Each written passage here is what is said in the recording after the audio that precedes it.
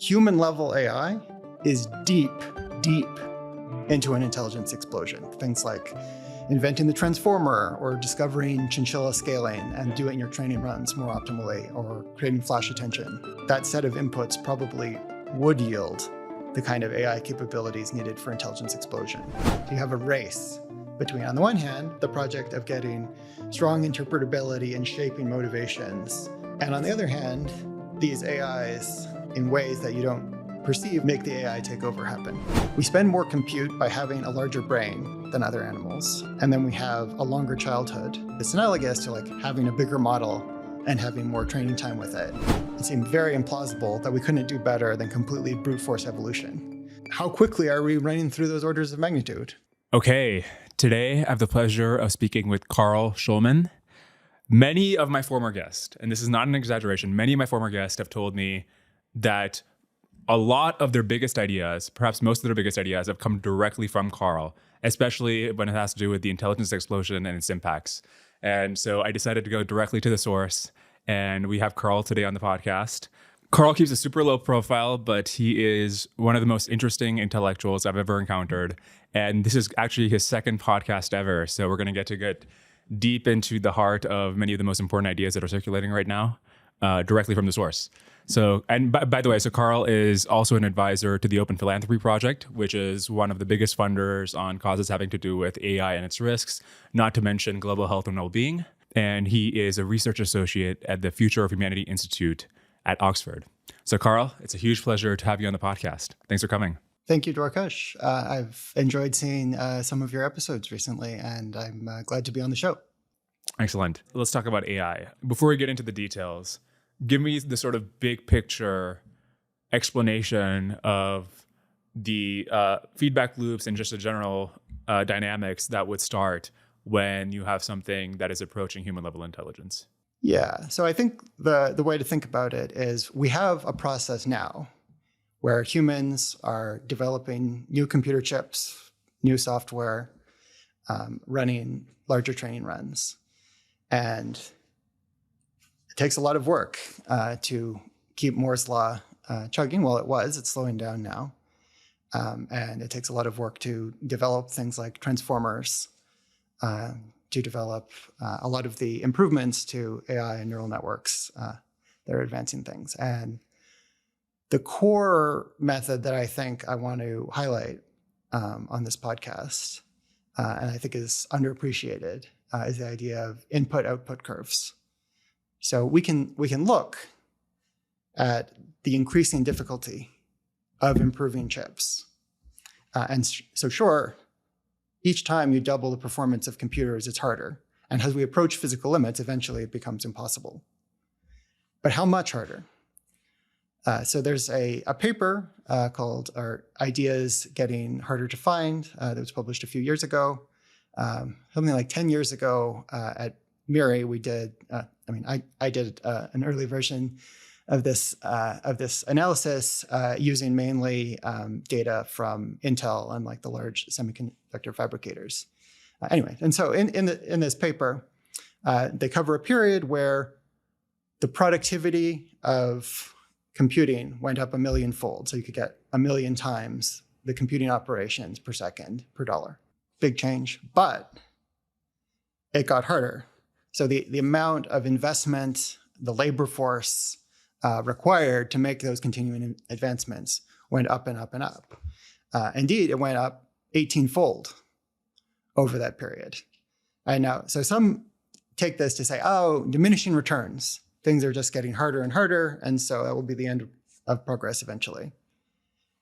However, in a world where AI is doing the work, that doubling of computing performance translates pretty directly to a doubling or better of the effective labor supply. That is, if when we had that 1 million-fold compute increase, we used it to run artificial intelligences who would replace human scientists and engineers, then the 18x increase in the labor demands of the industry would be trivial. We're getting more than one doubling of the effective labor supply that we need for each doubling of the labor requirement. And in that data set, it's like over 4. So we double compute. Okay, now we need somewhat more researchers, but a lot less than twice as many. And so, okay, we use up some of those doublings of compute on the increasing difficulty of further research, but most of them are left to expedite the process. So if you double your labor force, that's enough to get several doublings of compute. You use up one of them on meeting the increased demands from diminishing returns. The others can be used to accelerate the process. So you have your first doubling takes however many months. Your next doubling can take a smaller fraction of that, the next doubling less, and so on. At least insofar as the outputs you're generating, compute for AI in this story, are able to serve the function of the necessary inputs. If there are other inputs that you need, eventually those become a bottleneck, and you wind up more restricted on those. Got it. Okay. So yeah, I think the Bloom paper had that there was 35% increase in, was it transfer density or cost per flop? And there was a 7% increase per year in the number of researchers required to sustain that pace. So, something in the vicinity, yeah. It's like 4 to 5 doublings of compute per doubling of labor inputs. I guess there's a lot of questions we can delve into in terms of whether you would expect a similar scale with AI, and whether it makes sense to think of AI as a population of researchers that keeps growing with compute itself.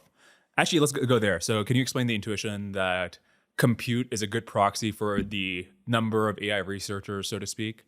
So far, I've talked about hardware as an initial example because we had good data about a past period. You can also make improvements on the software side. And when we think about an intelligence explosion, that can include AIs doing work on making hardware better, making better software, making more hardware. But the basic idea for the hardware is especially simple in that if you have a worker, an AI worker that can substitute for a human, if you have twice as many computers, you can run 2 separate instances of them.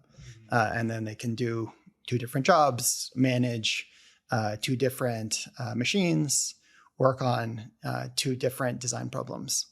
Now, you can get more gains than just what you would get by having 2 instances. We get improvements from using some of our compute, not just to run more instances of the existing AI, but to train larger AIs. So there's hardware technology, how much you can get per dollar you spend on hardware. And there's software technology. And the software can be copied freely. So if you've got the software, it doesn't necessarily make that much to say that, oh, we've got 100 Microsoft Windows. You can make as many copies as you need for whatever Microsoft will charge you. But for hardware, it's different. It matters how much we actually spend on the hardware at a given price.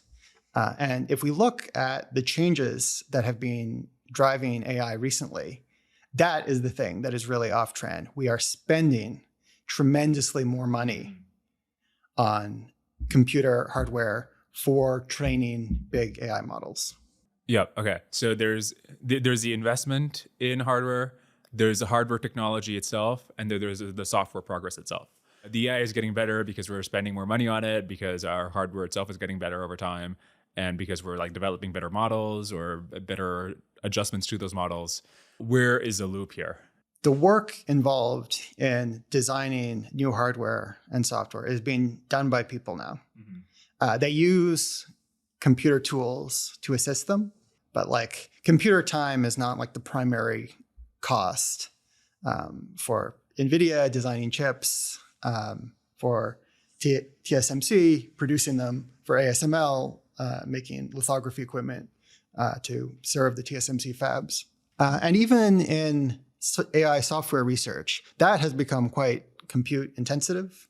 But I think we're still in the range where, at a place like DeepMind, salaries were still larger than compute for the experiments, although they're tremendously more of the expenditures were on compute relative to salaries than in the past. if you take all of the work that's being done by those humans, there's like low tens of thousands of people working at NVIDIA designing GPUs specialized for AI. I think there's more like 70,000 people at TSMC, which is the leading producer of cutting edge chips. There's a lot of additional people at companies like ASML that supply them with the tools they need. And then a company like DeepMind, I think from their public filings, they recently had 1,000 people. OpenAI, I think, is a few hundred people. Anthropic is less. If you add up things like Facebook AI research, Google Brain, other R&D, you get thousands or tens of thousands of people who are working on AI research.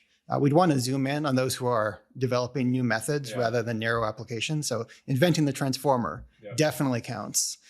Optimizing for some particular business's data set cleaning, probably not. But so those people are doing this work. They're driving quite a lot of progress. What we observe in the growth of people relative to the growth of those capabilities is that pretty consistently, the capabilities are doubling on a shorter time scale than the people required to do them are doubling. And so there's work. So we talked about hardware and how historically it was pretty dramatic, like 4 or 5 doublings of compute efficiency per doubling of human inputs.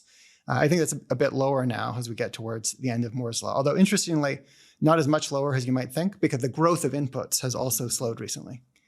On the software side, there's some work by Timay Besaroglu, and I think collaborators. May have been his thesis. It's called Are Models Getting Harder to Find? And so it's applying the same sort of analysis as our ideas getting harder to find. And you can look at growth rates of papers from citations, employment at these companies. And it seems like the doubling time of these like workers driving the software advances is like several years, or at least a couple of years. Whereas the doubling of effective compute from algorithmic progress is faster. So there's a group called Epoch. They received grants from Open Philanthropy, and they do work collecting data sets that are relevant to forecasting AI progress. And so their headline results for what's the rate of progress in hardware, in software, and just like growth in budgets are as follows. So for hardware, they're looking at like a doubling of hardware efficiency that's like 2 years. It's possible it's a bit better than that when you take into account certain specializations for AI workloads. For the growth of budgets, they find a doubling time that's like something like 6 months in recent years, which is pretty tremendous relative to the historical rates. We should maybe get into that later. And then on the algorithmic progress side, mainly using ImageNet type data sets right now, they find a doubling time that's less than 1 year. And so you combine all of these things and the growth of effective compute for training big AIs, it's pretty drastic. I think I saw an estimate that GPT-4 costs like $50 million around that range to train. Now, suppose that like AGI takes 1,000x that. If you were just to scale up GPT-4, it might not be that. I'm just for the sake of example. So part of that will come from companies just spending a lot more to train the models, and that just greater investment. Part of that will come from them having better models, so that what would have taken a 10x increase in the model to get naively, you can do with having a better model that you only need to do scale up. You get the same effect of increasing it by 10x just from having a better model. And so, yeah, you can spend more money on it to train a bigger model. You can just have a better model, or you can have chips that are cheaper to train, so you get more compute for the same dollars. And okay, so those are the three you were describing, the ways in which the quote unquote effective compute would increase. From looking at it right now, it looks like, yeah, you might get 2 or 3 doublings of effective compute for this thing that we're calling software progress, which people get by asking, well, how much less compute can you use now to achieve the same benchmark as you achieved before? there are reasons to not fully identify this with like software progress as you might naively think of it, because some of it can be enabled by the others. So like when you have a lot of compute, you can do more experiments and find algorithms that work better. Sometimes the additional compute, you can get higher efficiency by running a bigger model we were talking about earlier. Yeah. And so that means you're getting more for each GPU that you have because you made this like larger expenditure. And that can look like it's a software improvement because this model, it's not a hardware improvement directly because it's doing more with the same hardware. But you wouldn't have been able to achieve it without having a ton of GPUs to do the big training run. The feedback loop itself involves the AI that is the result of this greater effective compute helping you train better AI, right? Or use less effective compute in the future to train better AI. It can help on the hardware design. Yeah. So like NVIDIA is a fabless chip design company. They don't make their own chips. They send files of instructions to TSMC, which then fabricates the chips in their own facilities. And so the work of those 10,000 plus people, if you could automate that and have the equivalent of 1 million people doing that work, then I think you would pretty quickly get the kind of improvements that can be achieved with the existing nodes that TSMC is operating on. You could get a lot of those chip design gains. Basically like doing the job of improving chip design that those people are working on now, but get it done faster. So that's one thing. I think that's less important for the intelligence explosion. The reason being that when you make an improvement to chip design, it only applies to the chips you make after that. If you make an improvement in AI software, it has the potential to be immediately applied to all of the GPUs that you already have. Yeah, and so the thing that I think is most disruptive and most important, has the leading edge of the change from AI automation of the inputs to AI, is on the software side. At what point would it get to the point where the AIs are helping develop better software or better models for future AIs? Some people claim today, for example, that programmers at OpenAI are using Copilot to write programs now. So in some sense, you're already having that sort of feedback loop. I'm a little skeptical of that as a mechanism. At what point would it be the case that the AI is contributing significantly in the sense that it would almost be the equivalent of having additional researchers to AI progress in software? The quantitative magnitude of the help is absolutely central. So there are plenty of companies that like make some product that like very slightly boosts productivity. Yeah. So when Xerox makes fax machines, it maybe increases people's productivity in office work by 0.1% or something. You're not going to have explosive growth out of that because, okay, now 0.1% more effective R&D at Xerox than any customers buying the machines. Not that important.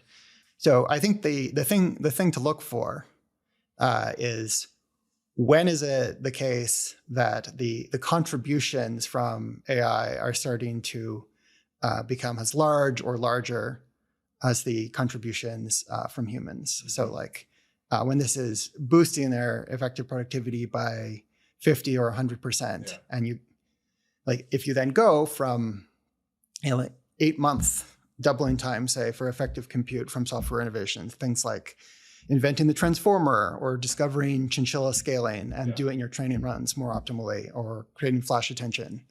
Yeah, if you move that from, say, 8 months to 4 months, and then the next time you apply that, it significantly increases the boost you're getting from the AI. So now maybe instead of giving a 50% or 100% productivity boost, now it's more like a 200%. And so it doesn't have to have been able to automate everything involved in the process of AI research. It can be it's automated a bunch of things, and then those are being done in extreme profusion.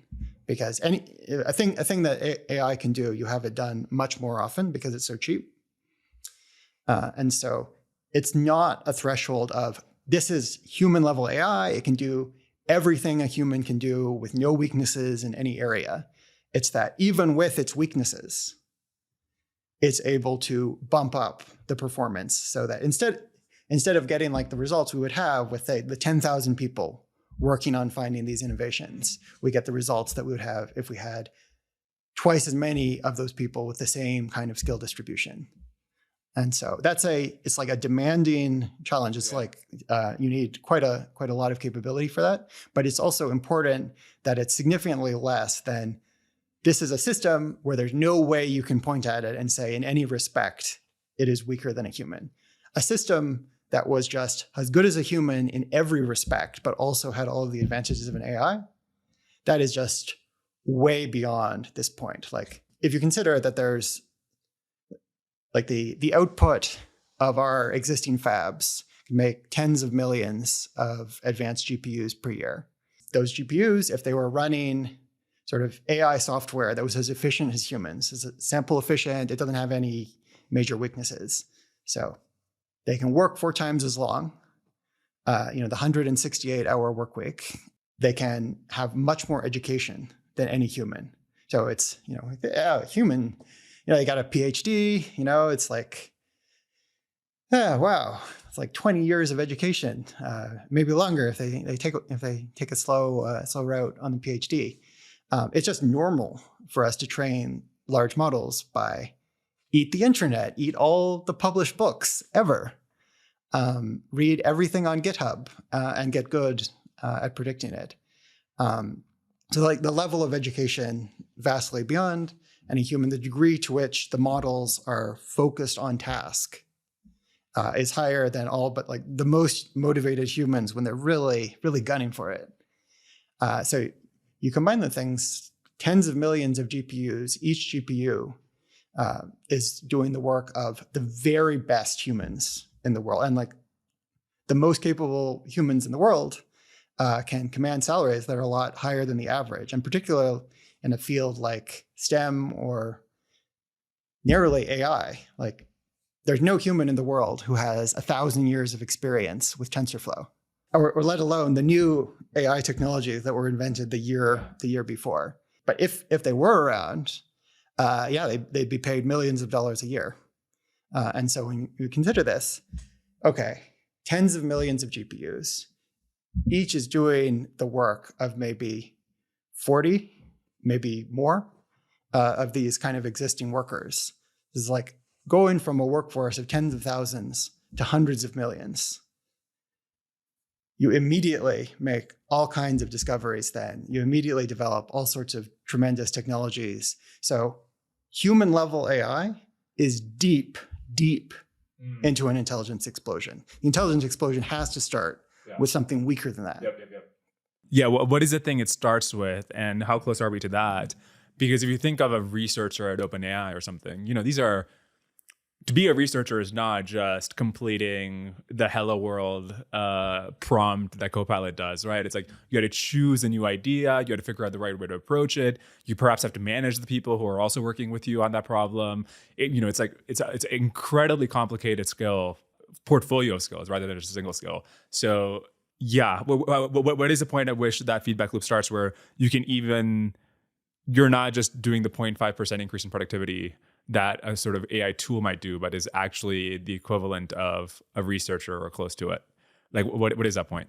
So I think maybe a way to look at it is to give some illustrative examples of like the kinds of capabilities that you might see. And so because these systems have to be a lot weaker than these sort of human level things, what we'll have is intense application of the ways in which AIs have advantages, partly offsetting their weaknesses. And so AIs are cheap. We can call a lot of them to do many small problems. And so you'll have situations where you have dumber AIs that are deployed thousands of times to equal, say, one human worker. And they'll be doing things like these voting algorithms where you, with an LLM, you generate a bunch of different responses and take a majority vote among them that improves performance some. You'll have things like the AlphaGo kind of approach where you use the neural net to do search and you go deeper with the search by plowing in more compute which helps to offset the inefficiency and weaknesses of the model on its own. You'll do things that would just be totally impractical for humans because of the sheer number of steps. And so an example of that would be designing synthetic training data. So humans do not learn by just going into the library and opening books at random pages. It's actually much, much more efficient to have things like schools and classes where they teach you things in an order that makes sense, that's focusing on the skills that are more valuable to learn. They give you tests and exams that are designed to try and elicit the skill they're actually trying to teach. And right now we don't bother with that because we can hoover up more data from the internet. We're getting towards the end of that. But yeah, as the AIs get more sophisticated, they'll be better able to tell what is a useful kind of skill to practice and to generate that. And we've done that in other areas. So AlphaGo, the original version of AlphaGo was booted up with data from human Go play and then improved with reinforcement learning and Monte Carlo tree search. But then AlphaZero, with a somewhat more sophisticated model, benefited from some other improvements, but was able to go from scratch. And it generated its own data through self-play. So getting data of a higher quality than the human data, because there are no human players that good available in the data set.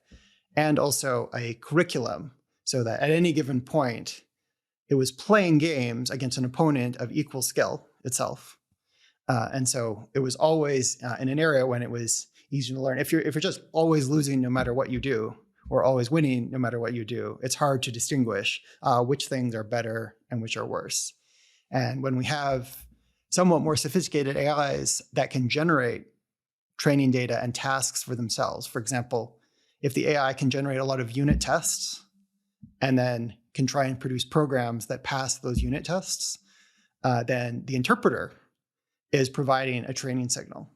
And the AI can get good at figuring out what's the kind of programming problem that is hard for AIs right now that will develop more of the skills that I need, and then do them. And now you're not going to have employees at OpenAI write like 1 billion programming problems. That's just not going to happen. But you are going to have AIs given the task of producing those enormous number of programming challenges. In LLMs themselves, there's a paper out of Anthropic called Constitution AI or Constitution RL, where they basically had the program just like talk to itself and say, like, is this response helpful? If not, how can I make this more helpful? And the response is improved. And then you train the model on the more helpful responses that it generates by talking to itself so that it generates them natively. And you could imagine, more sophisticated ways to do that, or better ways to do that. Okay, so but then the question is, listen, GPT-4 already costs like 50 million or 100 million or whatever it was. Even if we have greater effective compute from hardware increases and better models, it's hard to imagine how we could sustain like 4 or 5 more orders of magnitude greater size, effective size than GPT-4, unless we're dumping in like trillions of dollars, like the entire economies of big countries into training the next version. So the question is, do we get something that can significantly help with AI progress before we run out of the sheer money and scale and compute that would be required to train it? Do you have a take on that? Well, first, I'd say remember that there are these 3 contributing trends. So the new H100s are significantly better than the A100s, and a lot of companies are actually just waiting for their deliveries of H100s to do even bigger training runs, along with the work of hooking them up into clusters and engineering the thing. Yeah, so all of those factors are contributing. And of course, mathematically, if you do 4 orders of magnitude more than 50 or 100 million, then you're getting to trillion-dollar territory. And yeah, I think the way to look at it is, at each step along the way, does it look like it makes sense to do the next step? And so from where we are right now, seeing the results with GPT-4 and ChatGPT, companies like Google and Microsoft and whatnot are pretty convinced that this is very valuable. Mm-hmm. You have like talk at Google and Microsoft with Bing that, well, it's like billion dollar matter to change market share in search by a percentage point. And so that can fund a lot. And on the far end, on the extreme, if you automate human labor, we have a $100 trillion economy. Most of that economy is paid out in wages. So like between 50 and 70 trillion dollars per year. If you create AGI, it's going to automate all of that and keep increasing beyond that. So the value of the completed project is very much worth throwing our whole economy into it. If you were going to get the good version, not the catastrophic destruction of the human race, or some other disastrous outcome. And in between, it's a question of, well, the next step, how risky and uncertain is it? And how much growth in the revenue you can generate with it do you get? And so for moving up to $1 billion, I think that's absolutely going to happen. These large tech companies have R&D budgets, tens of billions of dollars. And when you think about it, like in the relevant sense, like all the employees at Microsoft who are doing software engineering, that's like contributing to creating software objects. It's not weird to spend tens of billions of dollars on a product that would do so much. And I think it's becoming more clear that there is sort of market opportunity to fund the thing. Going up to $100 billion, that's like, okay, the existing R&D budgets spread over multiple years. But if you keep seeing that when you scale up the model, it substantially improves the performance. It opens up new applications. You're not just improving your search, but maybe it makes self-driving cars work. You replace bulk software engineering jobs, or if not replace them, amplify productivity. In this kind of dynamic, you actually probably want to employ all the software engineers you can get, as long as they're able to make any contribution, because the returns of improving stuff in AI itself get so high. But yeah, so I think that can go up to 100 billion. And at 100 billion, you're using like a significant fraction of our existing fab capacity. Like right now, the revenue of NVIDIA is like 25 billion. The revenue of TSMC, I believe, is like it's over 50 billion. Last I checked, in 2021, NVIDIA was maybe 7.5%, less than 10% of TSMC revenue. So there's a lot of room, and most of that was not AI chips. They have a large gaming segment. There are data center GPUs that are used for video and the like. So there's room for more than an order of magnitude increase by redirecting existing fabs to produce more AI chips, and then just actually using the AI chips that these companies have in their cloud for the big training runs. And so I think that's enough to go to the 10 billion, and then combined with stuff like the H100 to go up to the 100 billion. Just to emphasize for the audience, the initial point about revenue made, if it cost OpenAI $100 million to train GPT-4 and it generates $500 million in revenue, you pay back your expenses with $100 million, you have $400 million for your next training run, then you train GPT 4.5, you get, let's say, $4 billion out of revenue out of that. That's where the feedback group of sort of revenue comes from, where you're automating tasks and therefore you're making money. You can use that money to automate more tasks. On the ability to redirect the fab production towards AI chips. So then the TLDR on, you want $100 billion worth of compute. I mean, fabs take like a decade or so to build.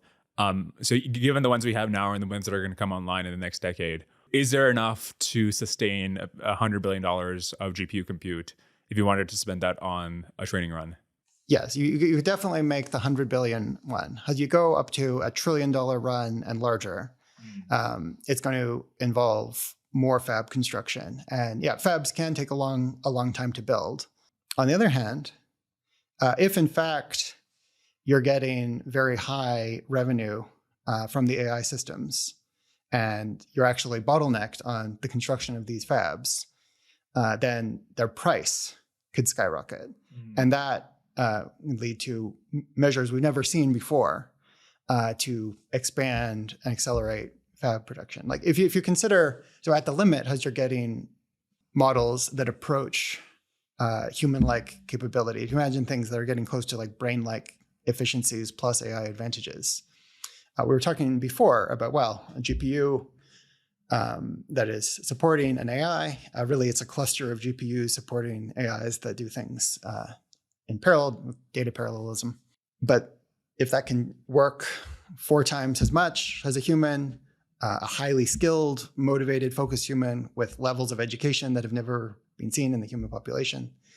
And so if like a typical software engineer can earn hundreds of thousands of dollars, the world's best software engineers can earn millions of dollars today and maybe more in a world where there's so much demand for AI. And then times 4 for working all the time. Well, I mean, if you can generate like close to $10 million a year out of the future version H100, they cost tens of thousands of dollars with a huge profit margin now. The profit margin could be reduced with like large production.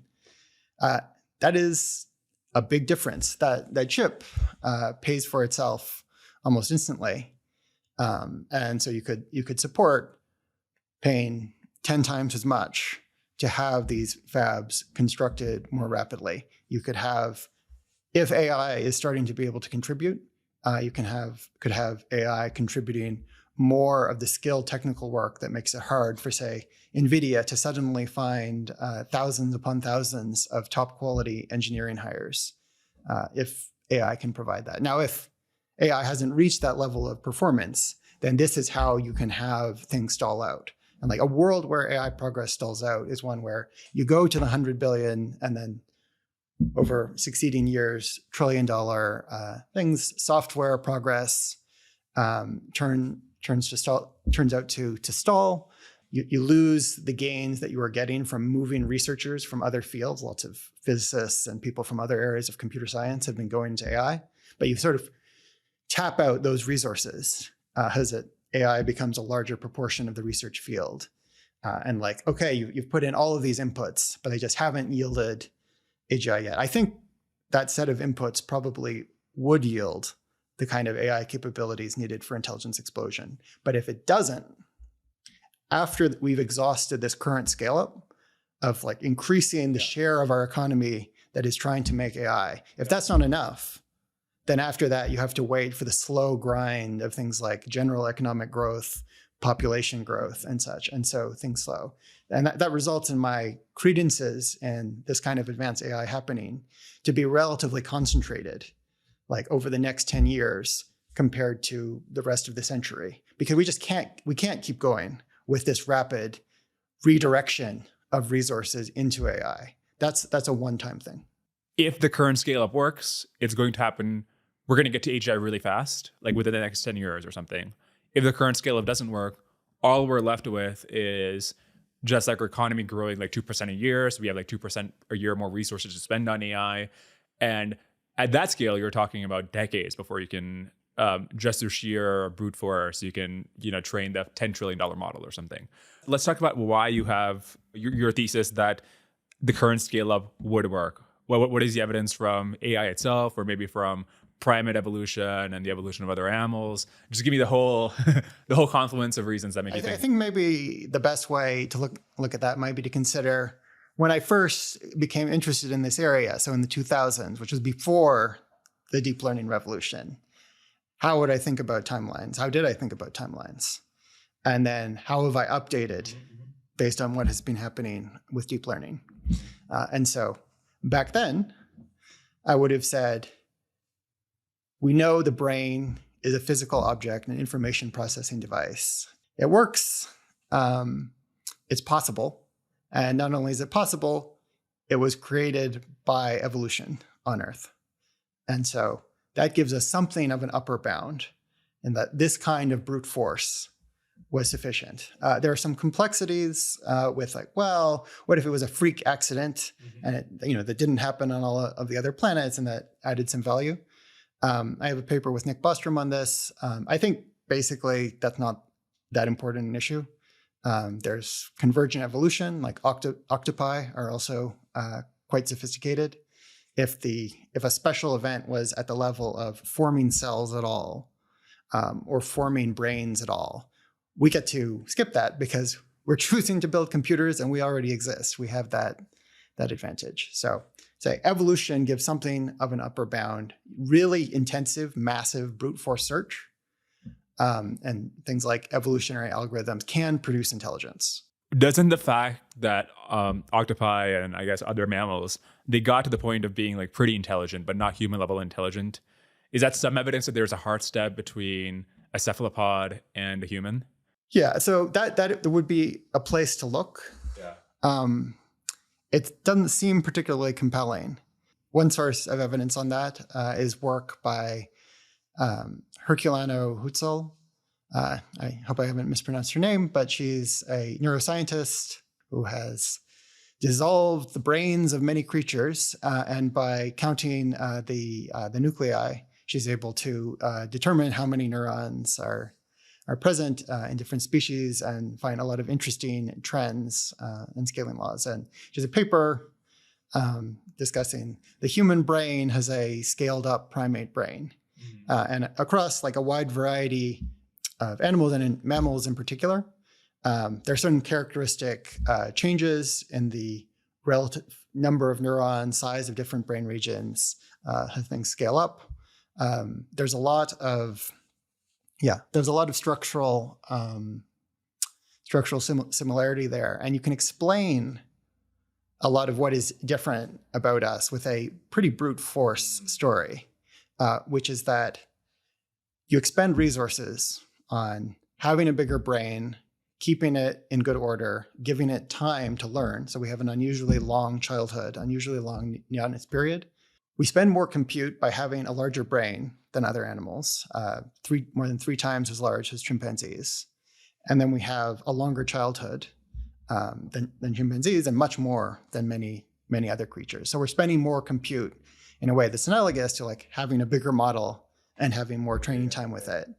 And given that we see with our AI models, this sort of like large, consistent benefits from increasing compute spent in those ways, and with qualitatively new capabilities showing up over and over again, particularly in areas that sort of AI skeptics call out. In my experience, like over the last 15 years, the things that people call out as like, but the AI can't do that, and it's because of a fundamental limitation. Sure. I've gone through a lot of them. There were Winograd schemas, catastrophic forgetting, quite a number. And yeah, they have repeatedly gone away through scaling. And so there's a picture that we're seeing supported from biology and from our experience with AI, where you can explain like, yeah, in general, there are trade-offs where the extra fitness you get from a brain is not worth it. And so creatures wind up mostly with small brains because they can save that biological energy and that time to reproduce, for digestion, and so on. And humans, we actually seem to have wound up in a niche within self-reinforcing, where we greatly increase the returns to having large brains. And language and technology are the sort of obvious candidates. When you have humans around you who know a lot of things and they can teach you, and compared to almost any other species, we have vastly more instruction from parents and the society of the youngin, then you're getting way more from your brain, because you can get per minute, you can learn a lot more useful skills. And then you can provide the energy you need to feed that brain by hunting and gathering, by having fire that makes digestion easier.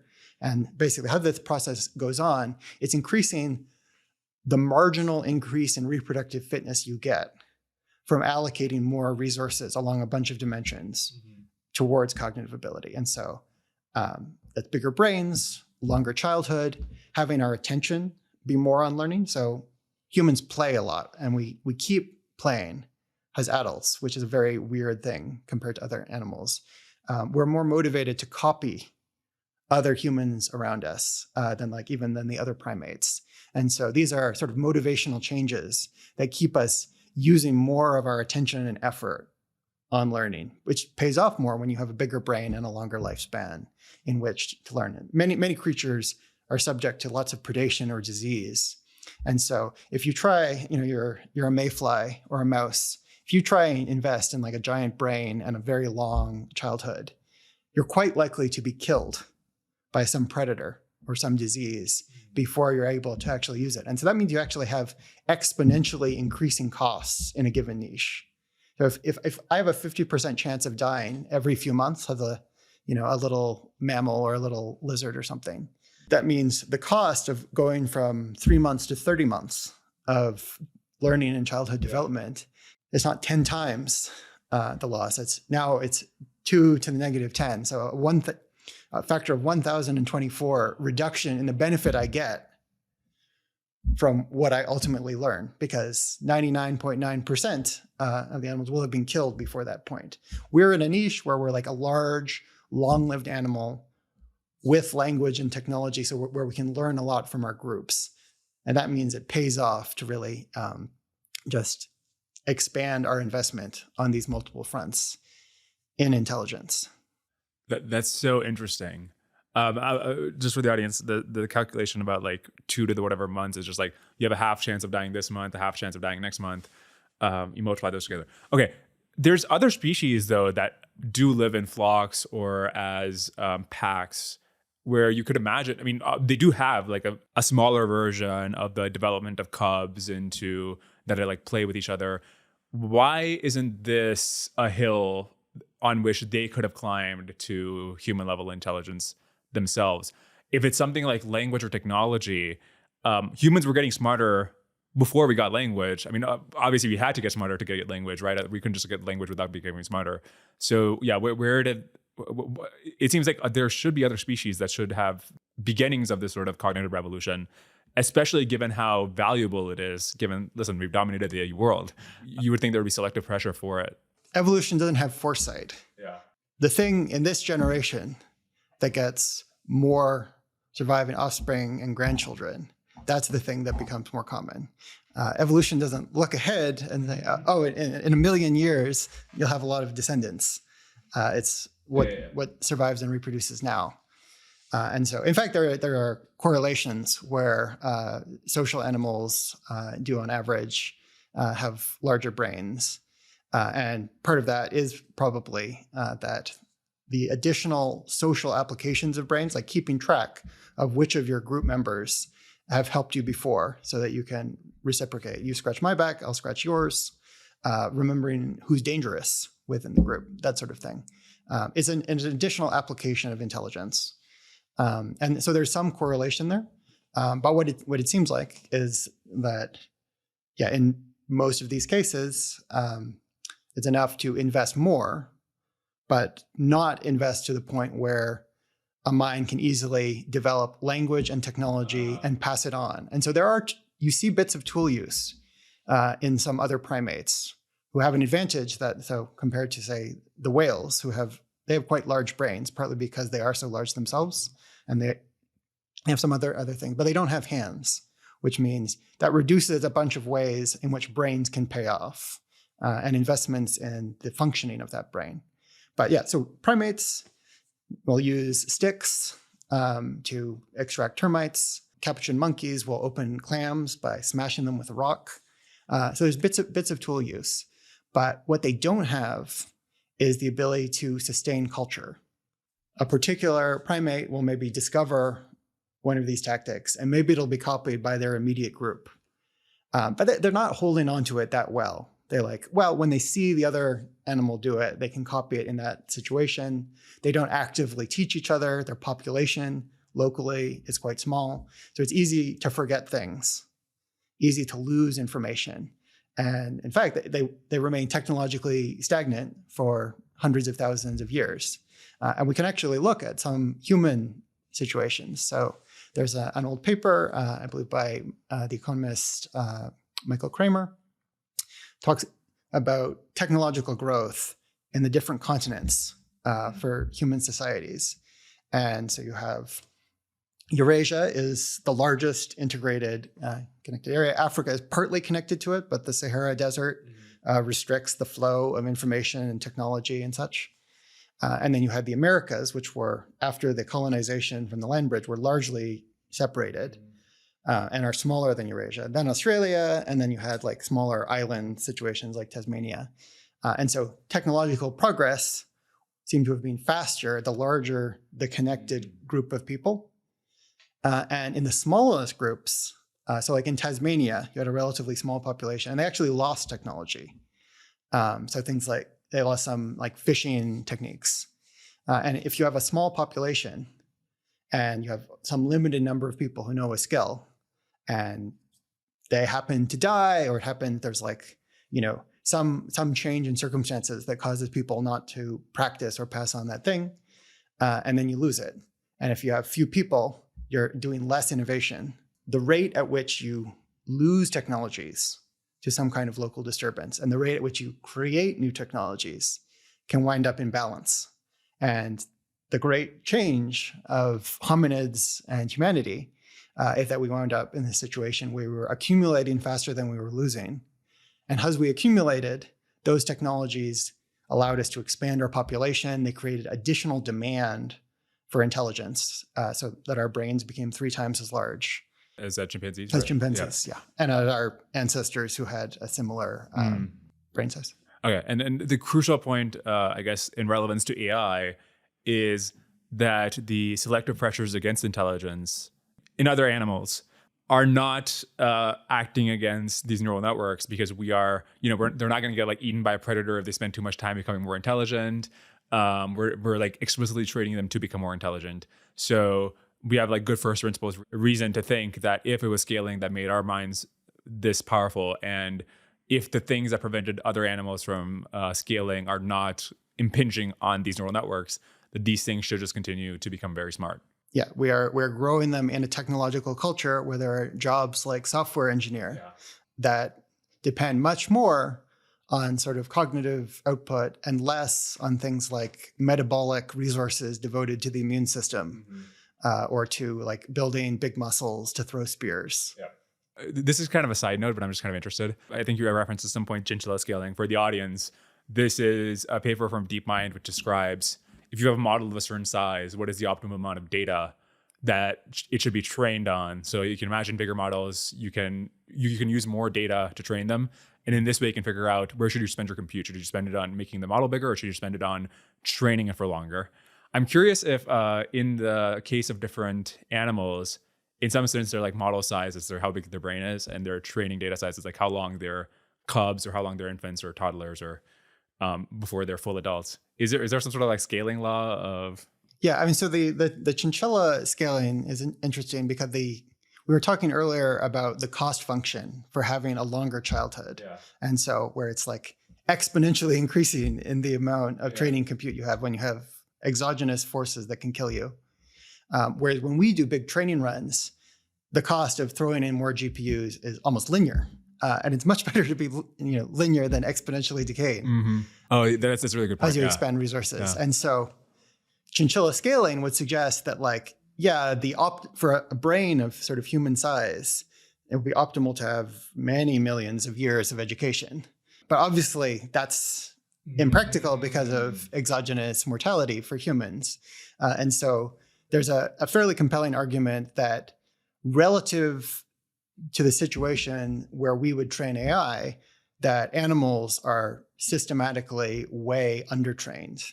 That's and now so interesting. They're more efficient than our models. We still have room to improve our algorithms to catch up with the efficiency of brains, but they are laboring under that disadvantage. Yeah. That is so interesting. Okay, so I guess another question you could have is humans got started on this evolutionary hill climbing route where we're getting more intelligent and it has more benefits for us. Why didn't we go all the way on that route? If intelligence is so powerful, why aren't all humans as smart as we know humans can be, right? At least that's smart.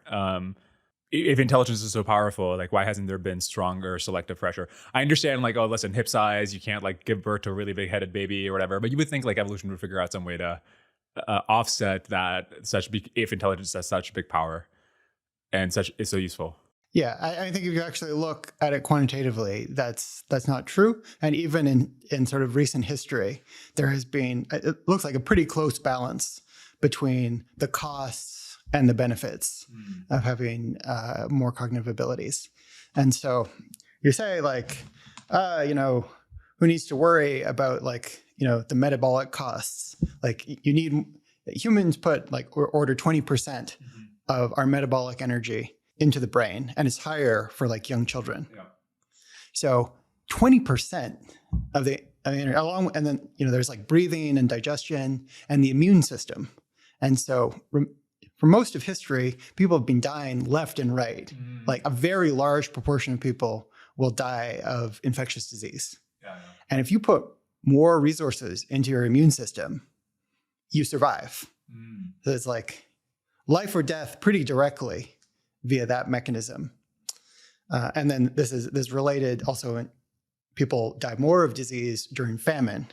And so there's boom or bust. And so if you have 20% less metabolic requirements, and you're a child, and you have a lot more, it's like 40 or 50% less metabolic requirements, you're much more likely to survive that famine. So these are pretty big. And then there's a trade-off about just cleaning mutational load. So every generation, new mutations and errors happen in the process of reproduction. And so like we know there are many genetic abnormalities that occur through new mutations each generation. And in fact, Down syndrome is the chromosomal abnormality that you can survive. All the others just kill the embryo. And so we never see them. But Down syndrome occurs a lot. And there are many other lethal mutations. And as you go to less damaging ones, there are enormous numbers of less damaging mutations that are degrading every system in the body. And so evolution, each generation, has to pull away at some of this mutational load. And the priority with which that mutational load is pulled out scales in proportion to how much the traits it's affecting impact fitness. So you got new mutations that impact your resistance to malaria. Yep. You got new mutations that damage brain function. And then those mutations are purged each generation. If malaria is a bigger difference in mortality than like the incremental effectiveness as a hunter-gatherer you get from being slightly more intelligent, then you'll purge that mutational load first. Sure. And similarly, if there's humans have been vigorously adapting to new circumstances. So since agriculture, people have been developing things like the ability to, have amylase to digest breads, the ability to digest milk. And if you're evolving for all of these things, and if some of the things that give an advantage for that incidentally carry along nearby them some negative effect on another trait, then that other trait can be damaged. So it really matters how important to survival and reproduction cognitive abilities were compared to everything else the organism has to do. And that in particular, surviving feast and famine, having the physical abilities to do hunting and gathering. And even if you're very good at planning your hunting, being able to throw a spear harder can be a big difference. And that needs energy to build those muscles and then to sustain them. And so given all of these factors, it's it's not a slam dunk to invest at the margin. And today, having bigger brains, for example, it's associated with greater cognitive ability, but it's modest. Large scale pre-registered studies with MRI data, it's in a range, maybe a correlation of 0.25, 0.3. And the standard deviation of brain size is 10%. So if you double the size of the brain, and the existing brain costs 20% of metabolic energy, go up to 40%. Okay, that's eight standard deviations of brain size. If the correlation is say it's 0.25, then yeah, like you get a gain from that. 8 standard deviations of brain size, 2 standard deviations of cognitive ability. And like in our modern society where cognitive ability is very rewarded and like, finishing school, becoming an engineer or a doctor or whatever can pay off a lot financially. Still, the average observed return in like income is like a 1 or 2% proportional increase. There's more effects at the tail. There's more effect in professions like STEM. But on the whole, it's not like, if it was like a 5% increase or a 10% increase, then you could tell a story where, yeah, this is hugely increasing the amount of food you could have. You could support more children, but it's like, it's a modest effect and the metabolic costs will be large, and then throw in these other aspects. And I think you can tell the story. And also we can see there was not very strong, rapid directional selection on the thing, which there would be if you could, by solving like a math puzzle, you could defeat malaria. Then there would be more evolutionary pressure. That is so interesting. And not to mention, of course, that if you had like 2x the brain size, you were without C-section, you would you or your mother would, or both would die. This is a question I've actually been curious about for like over a year, and I've like briefly tried to look up an answer. I know this is off topic, but I apologize to the audience, but I was super interested in it. That was like the most comprehensive and interesting answer I could have hoped for. Okay, so yeah, we have a good explanation of good first principles, evolutionary reason for thinking that intelligence scaling up to humans is not implausible just by throwing more scale at it. I would also add, this was something that would have mattered to me more in the 2000s. We also have the brain right here with us, available for neuroscience to reverse engineer its properties. And so in the 2000s, when I said, yeah, I expect this by middle of the century-ish, that was a backstop if we found it absurdly difficult to get to the algorithms, and then we would learn from neuroscience. But in the actual history, it's really not like that. We develop things in AI, and then also we can say, oh yeah, this is sort of like this thing in neuroscience, or maybe this is a good explanation. But it's not as though neuroscience is driving AI progress. It turns out not to be that necessary. Similar to, I guess, how planes were inspired by the existence proof of birds, but jet engines don't flap. All right, so yeah, scaling, good reason to think scaling might work. So we spent $100 billion and we have something that is like human level or can help significantly with AI research. I mean, that might be on the earlier end, but I mean, I definitely would not rule that out given the rates of change we've seen with the last few scale-ups. All right. So at this point, somebody might be skeptical. Okay, like, listen, we already have a bunch of human researchers, right? Like the incremental researcher, how powerful is that? And then you might say, well, no, this is like thousands of researchers. I don't know how to express skepticism exactly, but skeptical of just generally the effect of scaling up the number of people working on the problem to rapid progress on that problem.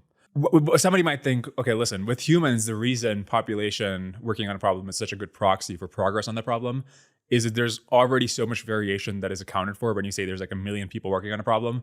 There's like hundreds of super geniuses working on it, thousands of people who are like very smart working on it. Whereas with an AI, all the copies are like the same level of intelligence. And if it's not super genius intelligence, the total quantity might not matter as much. Yeah, I'm not sure what your model is here. So is this a model that the diminishing returns kick off suddenly has a cliff right where we are? And so like there were results in the past from throwing more people at problems. And I mean, this has been useful in historical prediction. There's this idea of experience curves and Wright's law, basically measuring cumulative production in a field, which is also going to be a measure of like the scale of effort and investment. And people have used this correctly to argue that renewable energy technology like solar would be falling rapidly in price because it was going from a low base of very small production runs, not much investment in doing it efficiently, And yeah, climate advocates correctly called out people like David Roberts.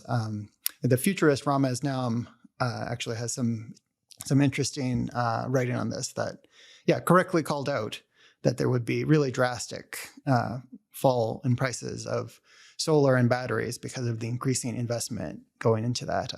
The Human Genome Project would be another. So I'd say that there's real evidence. These observed correlations from like ideas getting harder to find have held over a fair range of data and over quite a lot of time. So I'm wondering what's the nature of the deviation you're thinking of? That we're talking about maybe this is like a good way to describe what happens when more humans enter a field. But does it even make sense to say like a greater population of AIs is doing AI research if there's like more GPUs running a copy of GPT-6 doing AI research? It just like how applicable are these economic models of the quantity of humans working on a problem to the magnitude of AIs working on a problem? Yeah. So if you have AIs that are directly automating particular jobs that humans were doing before, then we say, well, with additional compute, we can run more copies of them to do more of those tasks simultaneously. We can also run them at greater speed. And so some people have an intuition that like, well, what matters is like time. It's not how many people working on problem at a given point. I think that doesn't bear out super well. But AI can also be run faster than humans. And so if you have a set of AIs that can do the work of the individual human researchers and run at 10 times or 100 times the speed, then we ask, well, could the human research community have solved these algorithmic problems, do things like invent transformers over 100 years? If we have this, we have AIs with a effective population similar to that of the humans, but running 100 times as fast. And so you have to tell a story where, no, the AI, they can't really do the same things as the humans. And we're talking about what happens when the AIs are more capable of, in fact, doing that. Although they become more capable as lesser capable versions of themselves help us make themselves more capable, right? So you had to like kickstart that at some point. Is there an example in analogous situations?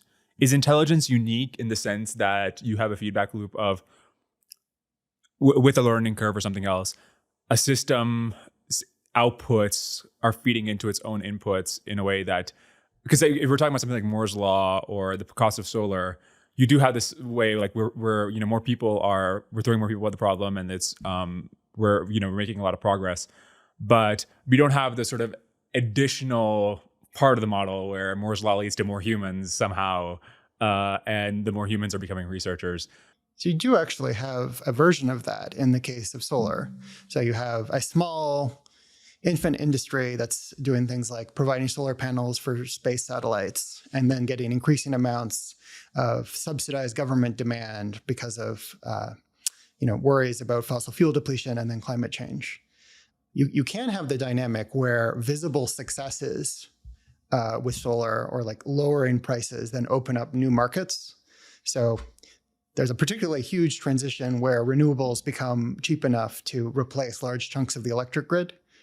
Earlier, you're dealing with very niche situations like, so the satellites where you have, it's very difficult to refuel a satellite in place, and then remote areas, and then moving to like, the sunniest areas in the world with the biggest solar subsidies.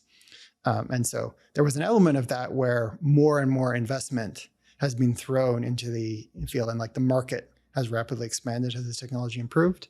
But I think the closest analogy is actually the long-run growth of human civilization itself. And I know you had Holden Karnofsky from the Open Philanthropy Project on earlier and discussed some of this research about the long-run acceleration of human population and economic growth. And so developing new technologies allowed human population to expand, humans to occupy new habitats and new areas, and then to invent agriculture, which supported larger populations, and then even more advanced agriculture in the modern industrial society.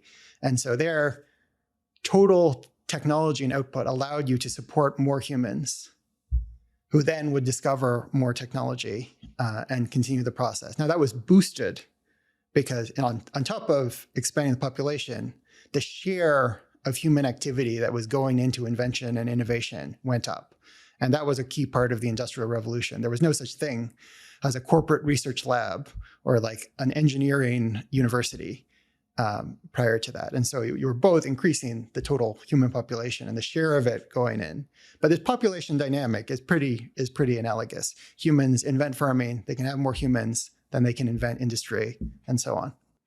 So maybe somebody would be skeptical that with AI progress specifically, it's not just a matter of, some farmer figuring out crop rotation or some blacksmith figuring out how to do metallurgy better. You, in fact, even to make for the 50% improvement in productivity, you basically need something on the IQ that's close to Ilya Sutskever.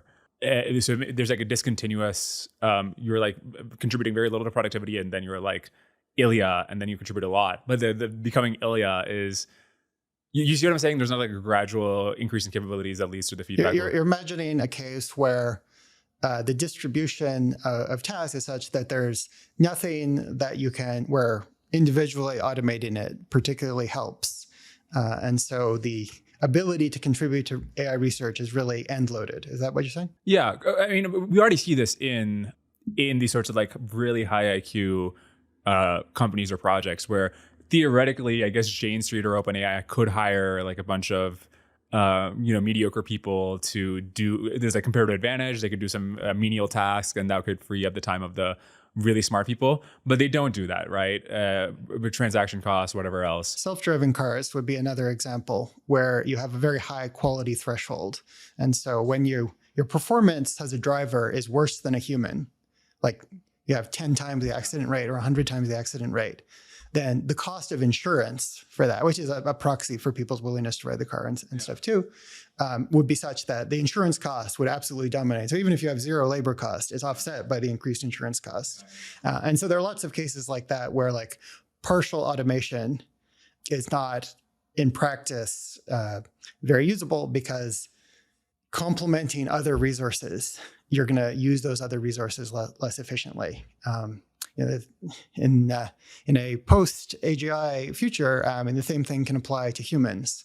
So people can say, well, comparative advantage, even if AIs can do everything better than a human, well, it's still worth something. The human can do something, they can lift a box. That's something. Now there's a question of property rights. If they could just slice up the human and use them to make more robots. Yeah.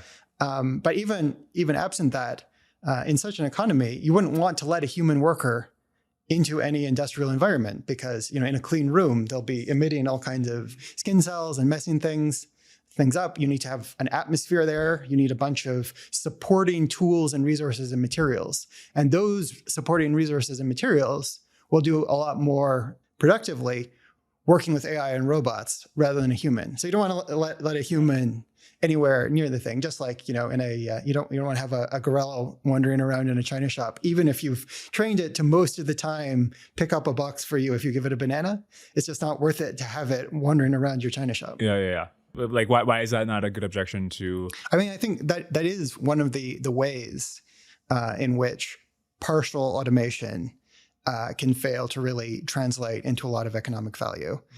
That's something that will attenuate as we go on. And as the AI is more able to work independently and more able to handle its own screw-ups, get more reliable. But the way in which it becomes more reliable is by AI progress speeding up, which happens if AI can contribute to it. But if there is some sort of reliability bottleneck that prevents it from contributing to that progress, then you don't have the loop, right? So, yeah, I mean, this is why we're not there yet. Right, but then what is the reason to think we'll be there at? The broad reason is we have these inputs are scaling up. So Epoch, which I mentioned earlier, they have a paper, I think it's called Compute Trends in 3 Eras of Machine Learning, or something like that. And so they look at the compute expended on machine learning systems since the founding of the field of AI, the beginning of the 1950s. And so it grows with Moore's law. And so people are spending a similar amount on their experiments, but they can just buy more with that because the compute is coming. And so that data, it covers over 20 orders of magnitude, maybe like 24. And of all of those increases since 1952, a little more than half of them happened between 1952 and 2010. And all the rest is since 2010. So we've been scaling that up like 4 times as fast as was the case for most of the history of AI. We're running through the orders of magnitude of possible resource inputs you could need for AI much, much more quickly than we were for most of the history of AI. That's why this is a period of with a very elevated chance of AI per year, because we're moving through so much of the space of inputs per year. And indeed, it looks like this scale up taken to its conclusion will cover another bunch of orders of magnitude. And that's actually a large fraction of those that are left before you start running into saying, well, this is going to have to be like evolution with the sort of simple hacks we get to apply. Like we're selecting for intelligence the whole time. We're not going to do the same mutation that causes fatal childhood cancer 1 billion times, even though, we keep getting the same fatal mutations, even though they've been done many times. We use gradient descent, which takes into account the derivative of improvement on the loss all throughout the network. And we don't throw away all of the contents of the network with each generation, where you compress down to a little DNA. So there's that bar of if you're going to do brute force like evolution, combined with these sort of very simple ways we can save orders of magnitude on that. We're going to cover, I think, a fraction that's like half of that distance in this scale up over the next 10 years or so. And so if you started off with a kind of vague uniform prior, you're like, well, you probably can't make AGI with the amount of compute that would be involved in a fruit fly existing for a minute, which would be the early days of AI. Yeah. Maybe you would get lucky. We were able to make calculators because calculators benefited from very reliable, serially fast computers, and where we could take a tiny, tiny, tiny, tiny fraction of a human brain's compute and use it for a calculator. We couldn't take an ant's brain and rewire it to a calculator. It's hard to manage ant farms, let alone get them to do arithmetic for you. And so there were some things where we could exploit the differences between biological brains and computers to do stuff super efficiently on computers. We would doubt that we would be able to do so much better than biology, that with a tiny fraction of an insect's brain, we'd be able to get AI early on. On the far end, it seemed very implausible that we couldn't do better than completely brute force evolution. And so in between, you have some number of orders of magnitude of inputs where it might be. And in the 2000s, I would say, well, I'm going to have a pretty uniformish prior. I'm going to put weight on it happening at the equivalent of 10 to the 25 ops, 10 to the 30, 10 to the 35, and sort of spreading out over that. And then I can update on other information. And in the short term, I would say, in 2005, I would say, well, I don't see anything that looks like the cusp of AGI. So I'm also going to lower my credence for the next 5 years or the next 10 years. And so that would be kind of a vague prior. And then when we take into account, well, how quickly are we running through those orders of magnitude? If I have a uniform prior, I assign half of my weight to the first half of remaining orders of magnitude. And if we're going to run through those over the next 10 years and some, then that causes me to put half of my credence conditional on we're ever going to make it AI, which seems likely. Where it's a material object, easier than evolution. I've got to put, similarly, a lot of my credence on AI happening in this scale up. And then that's supported by what we're seeing in terms of the rapid advances in capabilities with AI and LLMs in particular. Okay, that's actually a really interesting point. So now, but somebody might say, listen, there's not some sense in which AIs could universally speed up the progress of OpenAI by 50% or 100% or 200% if they're not able to do everything better than Eliezer can. There's going to be something in which we're bottlenecked by the human researchers. And bottleneck effects dictate that, the slowest moving part of the organization will be the one that kind of determines the speed of the progress of the whole organization or the whole project. Which means that unless you get to the point where you're like doing everything everybody in the organization can do, you're not going to significantly speed up the progress of the whole project as a whole. Yeah, so that is a hypothesis, and I think there's a lot of truth to it. So when we think about like the ways in which AI can contribute, so there are things we talked about before, like the AIs setting up their own curriculum, and that's something that Ilya can't do directly and doesn't do directly. And there's a question: how much does that improve performance? There are these things where the AI helps to just like produce some code for some task, and it's beyond hello world at this point. But I mean, the sort of thing that I hear from AI researchers at leading labs is that, on their core job where they're like most expert, it's not helping them that much. But then, their job often it does involve, I've got to code something that's out of my usual area of expertise, or I want to research this question, and it helps them there. And so that saves some of their time and frees them to do more of the bottlenecked work. And then I think the idea of, is everything dependent on Ilya, and is Ilya so much better than the hundreds of other employees? I think there are a lot of people who are contributing. They're doing a lot of tasks. And so you can have quite a lot of gain from automating some areas where you then do just an absolutely enormous amount of it relative to what you would have done before.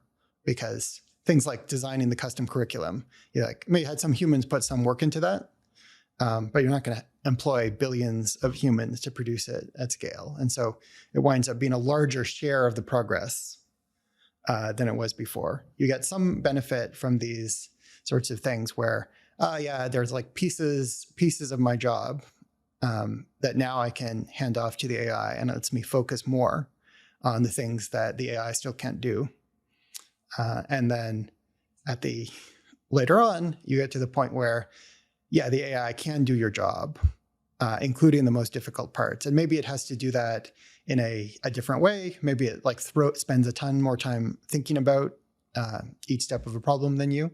And that's the late end. And the stronger these bottleneck effects are, the more the economic returns, the scientific returns and such are end loaded towards getting sort of full AGI. The weaker the bottlenecks are, the more interim results will be really paying off. I guess I probably disagree with you on how much the sort of the Ilias of organizations seem to matter. I guess just from the evidence alone, like how many of the big sort of breakthroughs that in deep learning in general was like that single individual responsible for, right?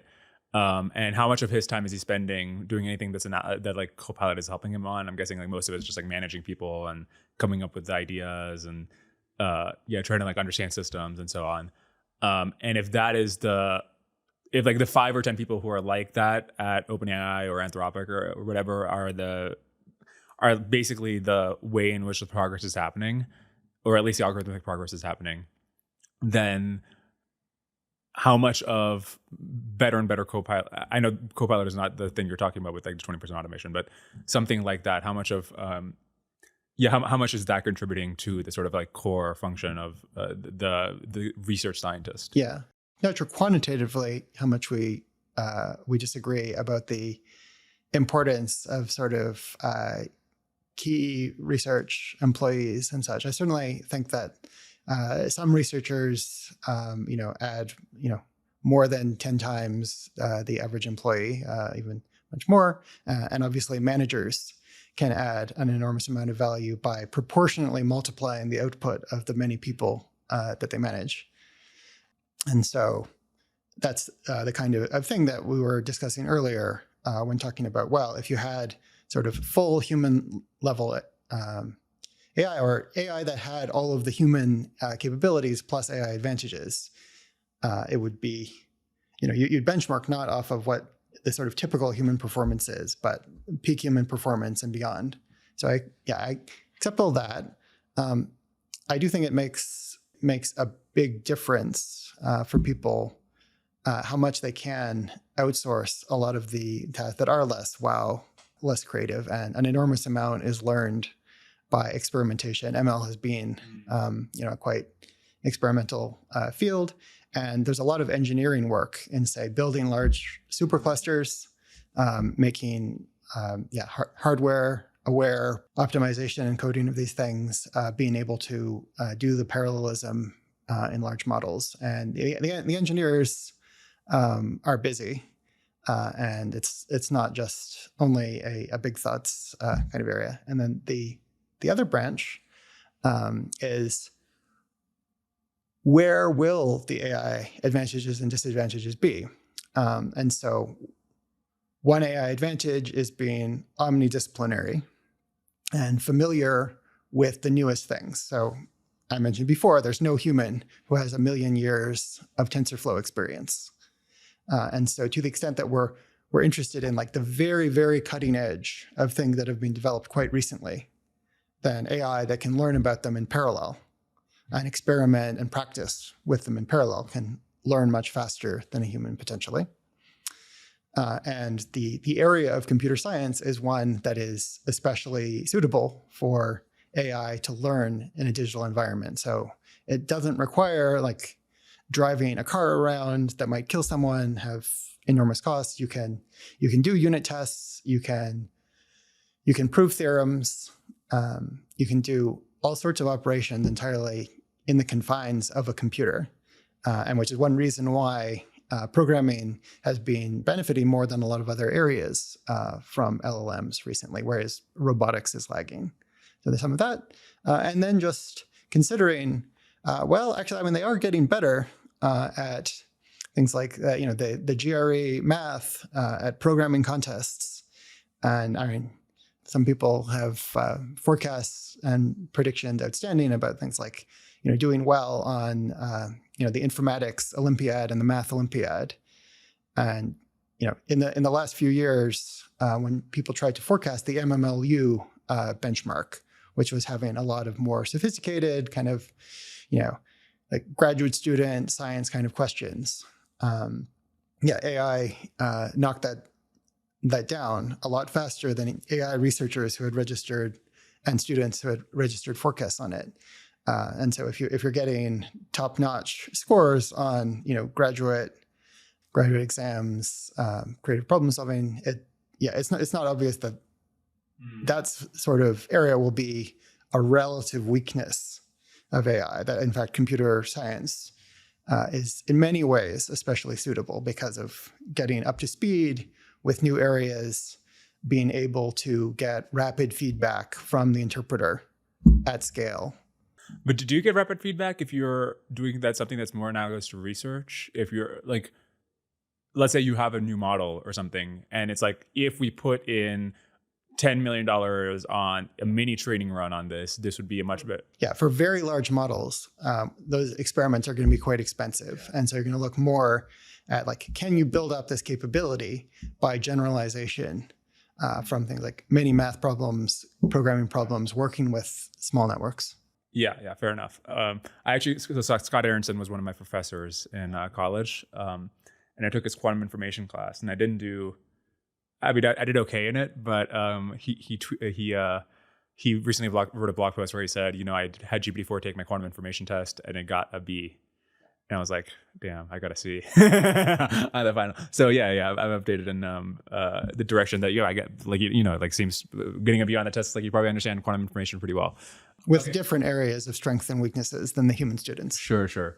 Would it be possible for this sort of intelligence explosion to happen without any sort of hardware progress? If hardware progress stopped, would this feedback loop still be able to produce some sort of explosion with only software?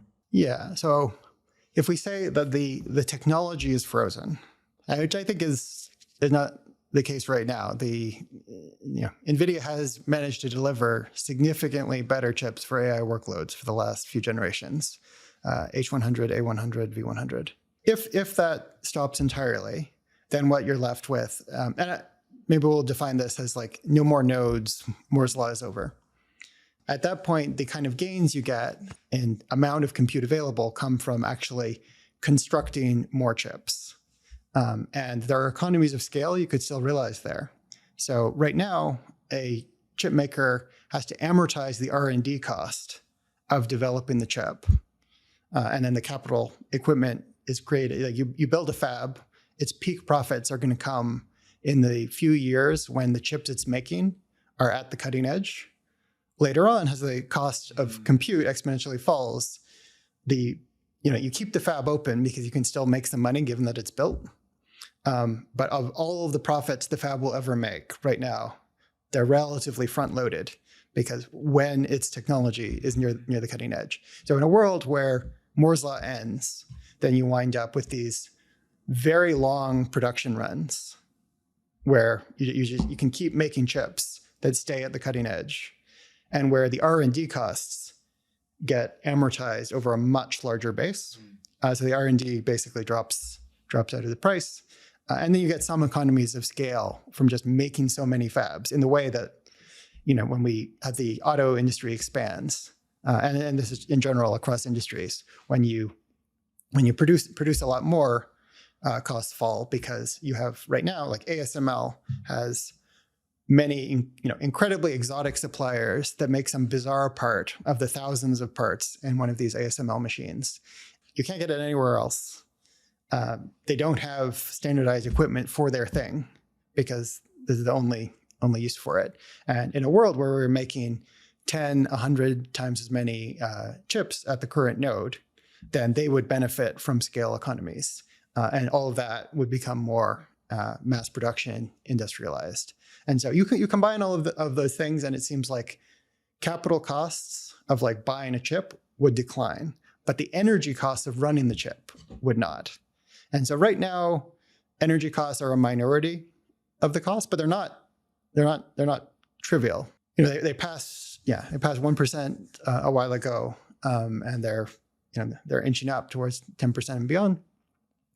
And so you can maybe get like another order of magnitude cost decrease from getting really efficient in the sort of capital construction, but like energy would still be a limiting factor after the end of sort of actually improving the chips themselves. Got it. And when you say like there would be a greater population of AI researchers, because are we using population as a sort of thinking tool of how they could be more effective?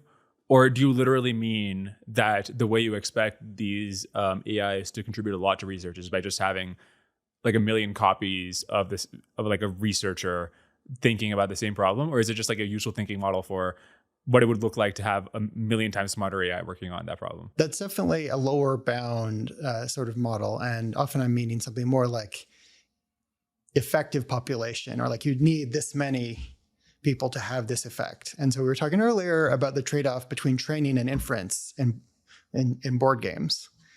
And so you can get the same performance by having a bigger model or by calling the model more times. And in general, it's more effective to have a bigger, smarter model and call it less times up until a point where the costs equalize between them. And so we would be taking some of the gains of our larger compute on having bigger models that are individually more capable. And there would be a division of labor. So like the tasks that were most cognitively demanding would be done by these giant models, but some very easy task, you don't want to expend that giant model if a model 1/100th the size can take that task. And so larger models would be in the positions of like researchers and managers, and they would have swarms of AIs of different sizes, has tools that they could make API calls to and whatnot. Okay, we accept the model, and now we've gone to something that is at least as smart as Eliezer on all of the tasks relevant to AI progress. And you can have so many copies of it. What happens in the world now? What are the next months or years or whatever timeline is relevant look like? And to be clear, what's happened is not that we have something that has all of the abilities and advantages of humans plus the AI advantages. What we have is something that is like possibly by doing things like doing a ton of calls to make up for being individually less capable or something. It's able to drive forward AI progress. That process is continuing. So AI progress has accelerated greatly in the course of getting there. And so maybe we go from our 8 months doubling time of software progress in effective compute to 4 months or 2 months. And so So there's a report by Tom Davidson at the Open Philanthropy Project, which spun out of work I had done previously. And so I advised and helped with that project, but Tom really carried it forward and produced a very nice report and model, which Epoch is hosting. You can plug in your own version of the parameters, and there's a lot of work estimating the parameter. Things like what's the rate of software progress, what's the return to additional work, how does performance scale at these tasks as you boost the models. And in general, as we were discussing earlier, these sort of like broadly human level in every domain with all the advantages is pretty deep into that. And so if already we can have an 8 months doubling time for software progress, then by the time you get to that kind of point, it's maybe more like 4 months, 2 months, going into 1 month. And so if the thing is just proceeding at full speed, then each doubling can come more rapidly. And so we can talk about what are the spillovers of like, so as the models get more capable, they can be doing other stuff in the world. They can spend some of their time making Google search more efficient. They can be, hired as chatbots with some inference compute. And then we can talk about sort of if that intelligence explosion process is allowed to proceed, then what happens is, okay, you improve your software by a factor of 2. The demand, the efforts needed to get the next doubling are larger, but they're not twice as large. Maybe they're like 25%, 35% larger.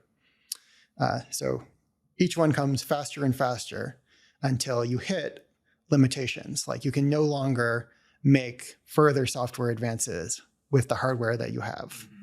And looking at, I think, reasonable parameters in that model, it seems to me if you have these giant training runs, you can go very far.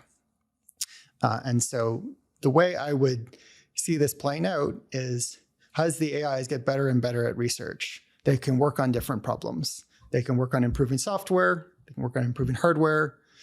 They can do things like create new industrial technologies, new energy technology. They can manage robots. They can manage human workers as like executives and coaches and whatnot. You can do all of these things. And AIs wind up being applied where the returns are highest. And I think initially, the returns are especially high in doing more software. And the reason for that is, again, if you improve the software, you can update all of the GPUs that you have access to. Your cloud compute is suddenly more potent.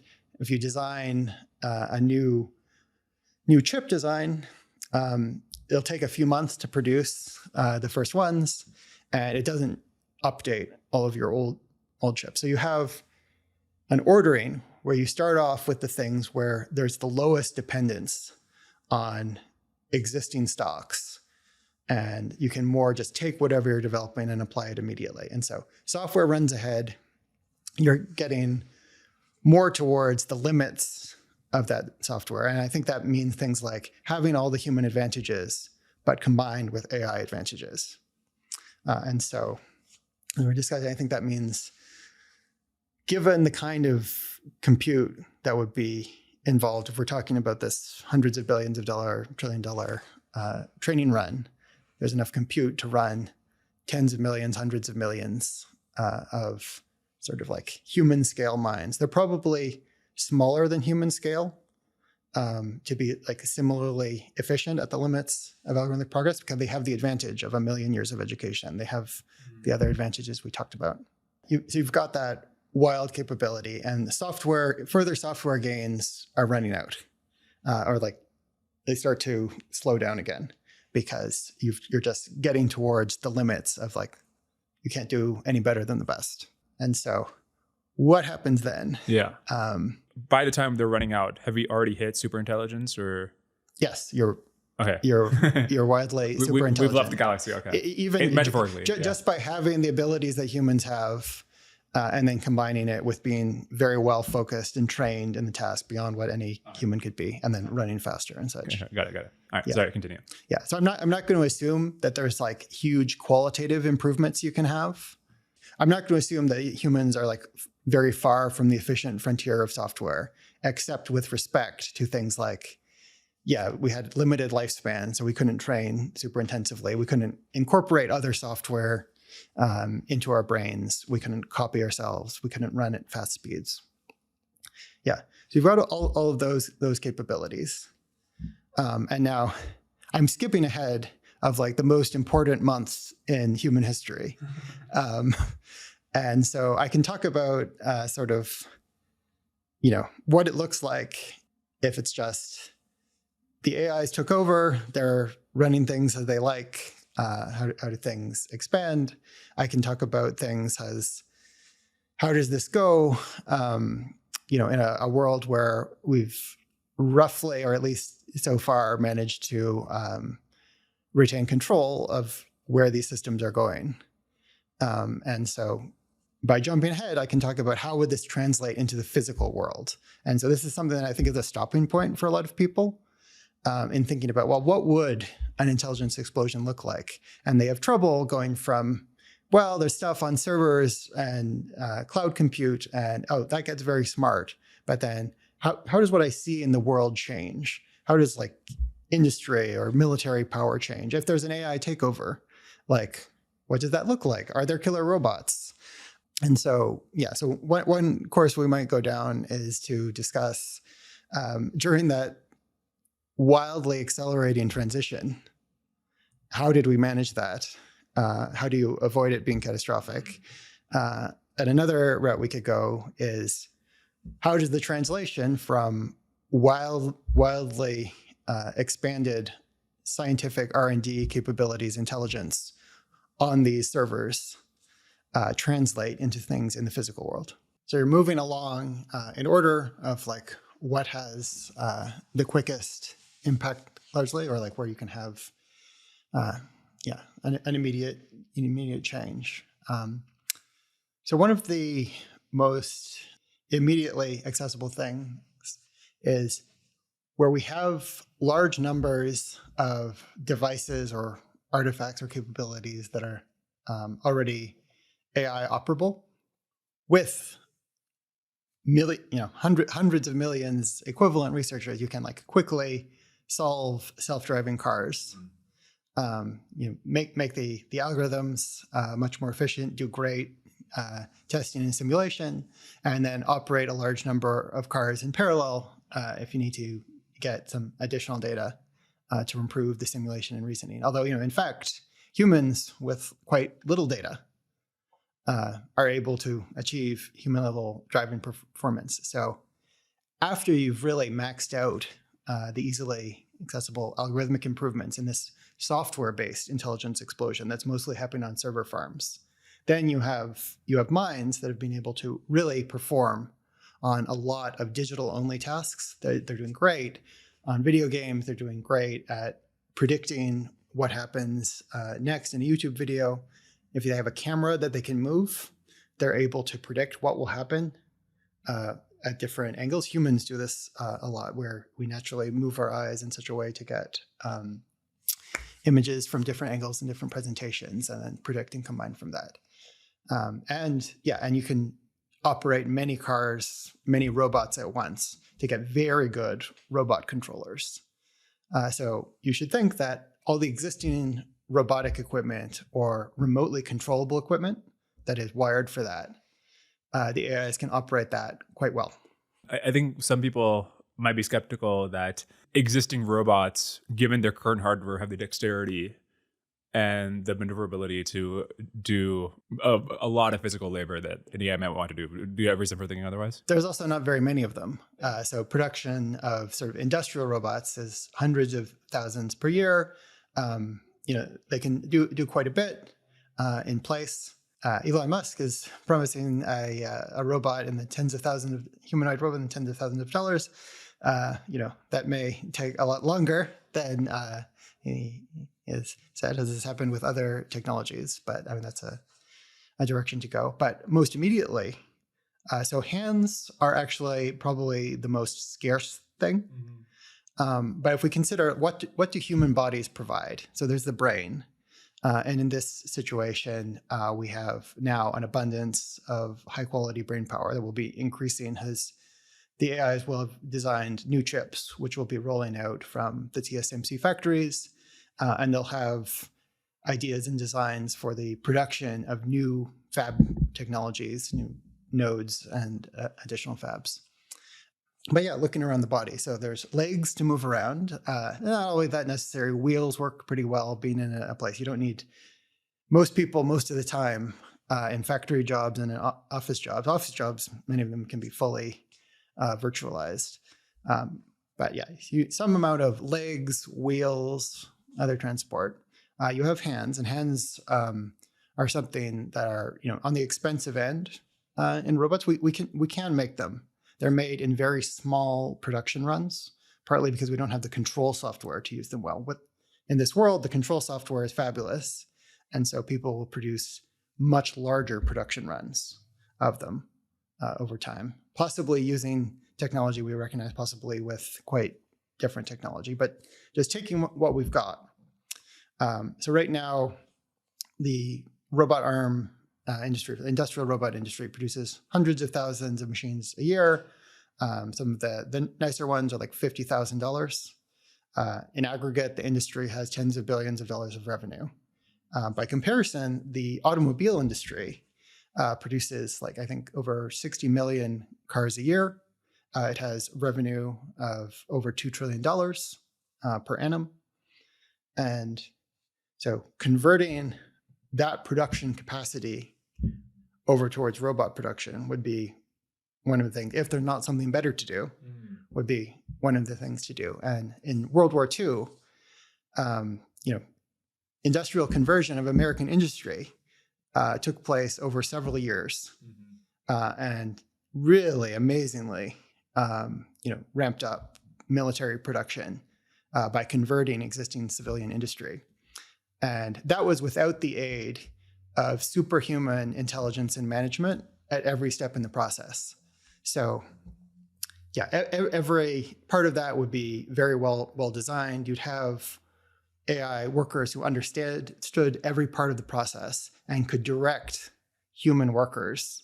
Even in a fancy factory, most of the time, it's not the hands doing a physical motion that a worker is being paid for. They're often looking at things or deciding what to change. The time spent in manual motion is a limited portion of that. And so in this world of abundant AI cognitive abilities, where the human workers are more valuable for their hands than their heads, then you could have a worker, even a worker previously without training and expertise in the area, who has a smartphone, maybe a smartphone on a headset. And we have billions of smartphones which have eyes and ears and methods for communication for an AI to be talking to a human and directing them in their physical motions. With skill as a guide and coach that is beyond any human, they're going to be a lot better at telepresence and remote work. And they can provide VR and augmented reality guidance as to help people get better at doing the physical motions that they're providing in the construction. Say you convert the auto industry to robot production. Yeah. If it can produce an amount of mass of machines that is similar to what it currently produces, that's enough for billion human-sized robots a year. The value per kilogram of cars is somewhat less than high-end robots, but you're also cutting out most of the wage bill, because most of the wage bill is payments ultimately to human capital and education, not to the physical hand motions and lifting objects and that sort of task. Yeah, so at the sort of existing scale of the auto industry, so you can make 1 billion robots a year. The auto industry is 2 or 3% of the existing economy.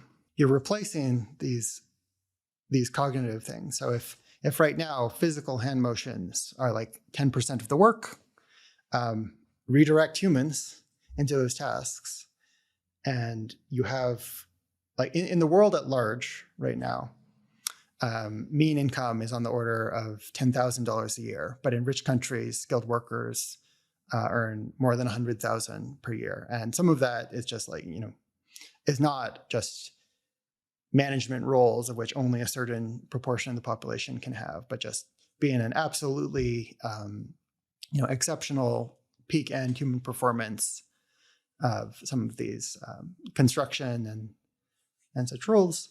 Yeah, just raising productivity to match the most productive workers in the world, is room to make a very, very big gap.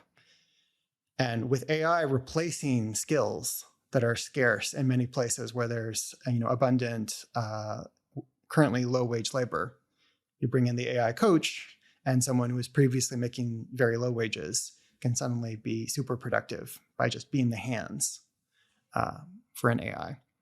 And so, on a naive view, if you ignore the delay of capital adjustment of like building new tools for the workers, say like, just like raise typical productivity for workers around the world to be more like rich countries, and get 5x, 10x like that.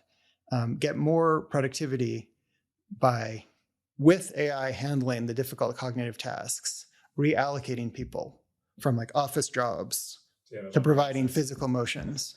And since right now that's a small proportion of the economy, you can expand the sort of hands for manual labor by like an order of magnitude, like within a rich country, by just because most people are sitting in an office or even in a factory floor, are not continuously moving.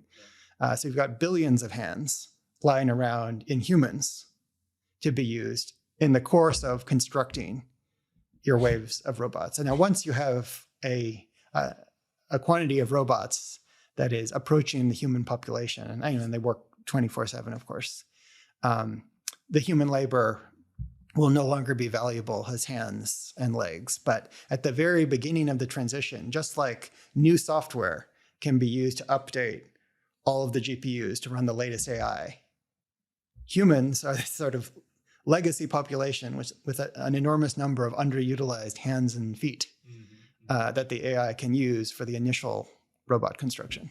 Cognitive tasks are being automated and the production of them is greatly expanding. And then the physical tasks which complement them are utilizing humans to do the parts that robots that exist can't do.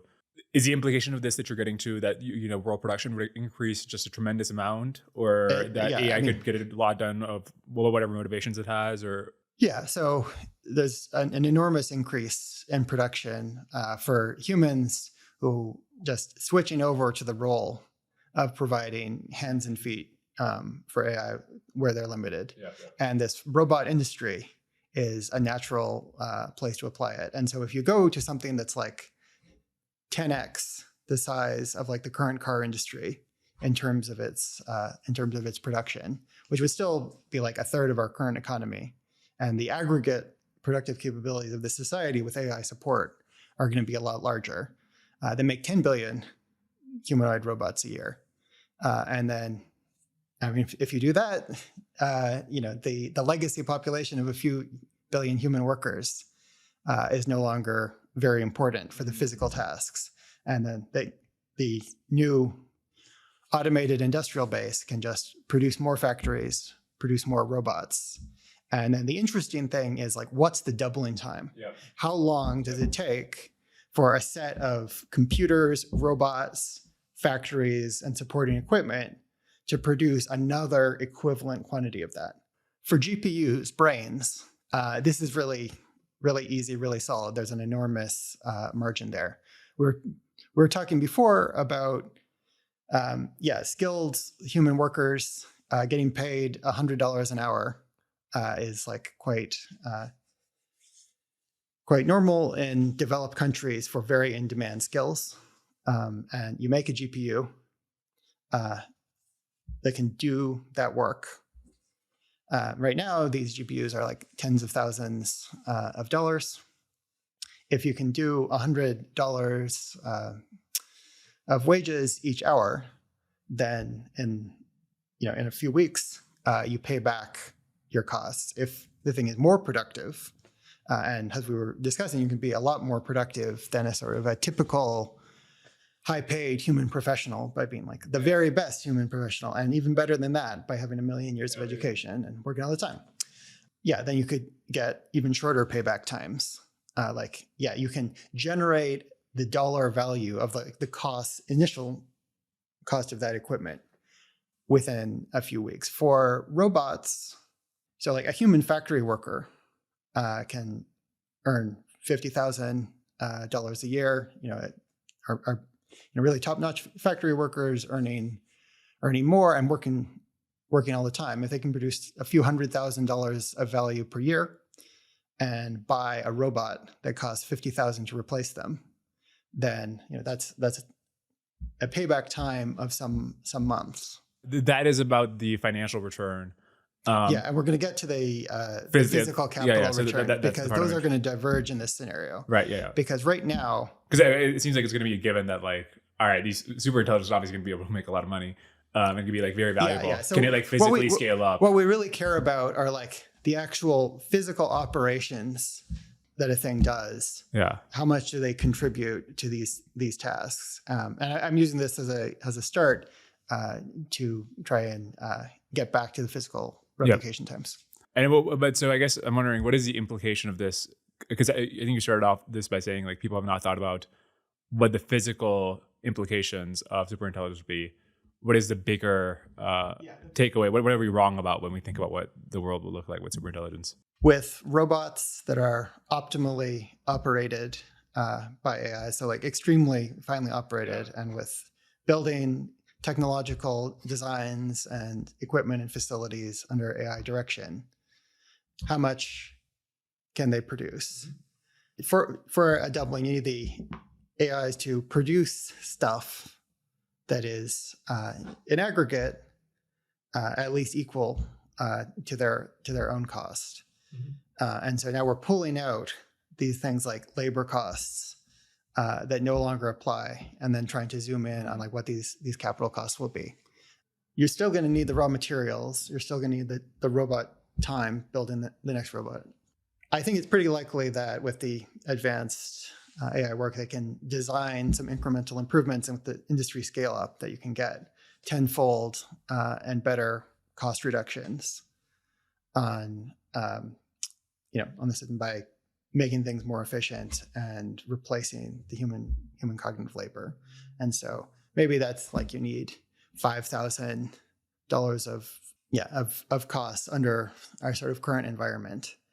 But the big change in this world is we're trying to produce this stuff faster. If we're asking about the doubling time of the whole system in, say, 1 year, if you have to build a whole new factory to double everything, you don't have time to amortize the cost of that factory. Right now, you might build a factory and you use it for 10 years and buy some equipment and use it for 5 years. Yeah. And so that's part of your capital cost. And in an accounting context, you depreciate each year a fraction of that capital purchase. But if we're trying to double our entire industrial system in 1 year, then those capital costs have to be multiplied. So if we're going to be getting most of the return on our factory in the first year, instead of 10 years weighted appropriately, then we're going to say, okay, our capital cost has to go up by tenfold, because I'm building an entire factory for this year's production. I mean, it will do more stuff later, but it's most important early on, instead of over 10 years. And so that's going to raise the cost of that reproduction. And so it seems like going from current decade kind of cycle of amortizing factories and fabs and whatnot, and shorter for some things. The longest are things like big buildings and such. yeah, that could be like a tenfold increase from moving to a double the physical stuff each year in capital costs. And given the savings that we get in the story from scaling up the industry, from removing the payments to human cognitive labor, and then from just adding new technological advancements and like super high quality cognitive supervision, like applying more of it than was applied today. And it looks like you can get cost reductions that offset that increased capital cost.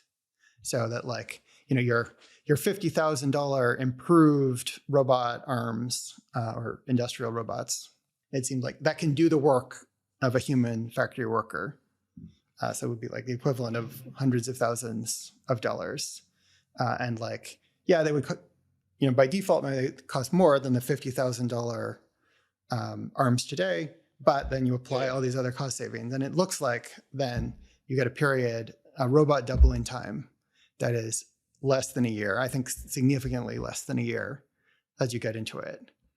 So in this first phase, you have humans under AI direction and like existing robot industry and converted auto industry and expanded facilities making robots.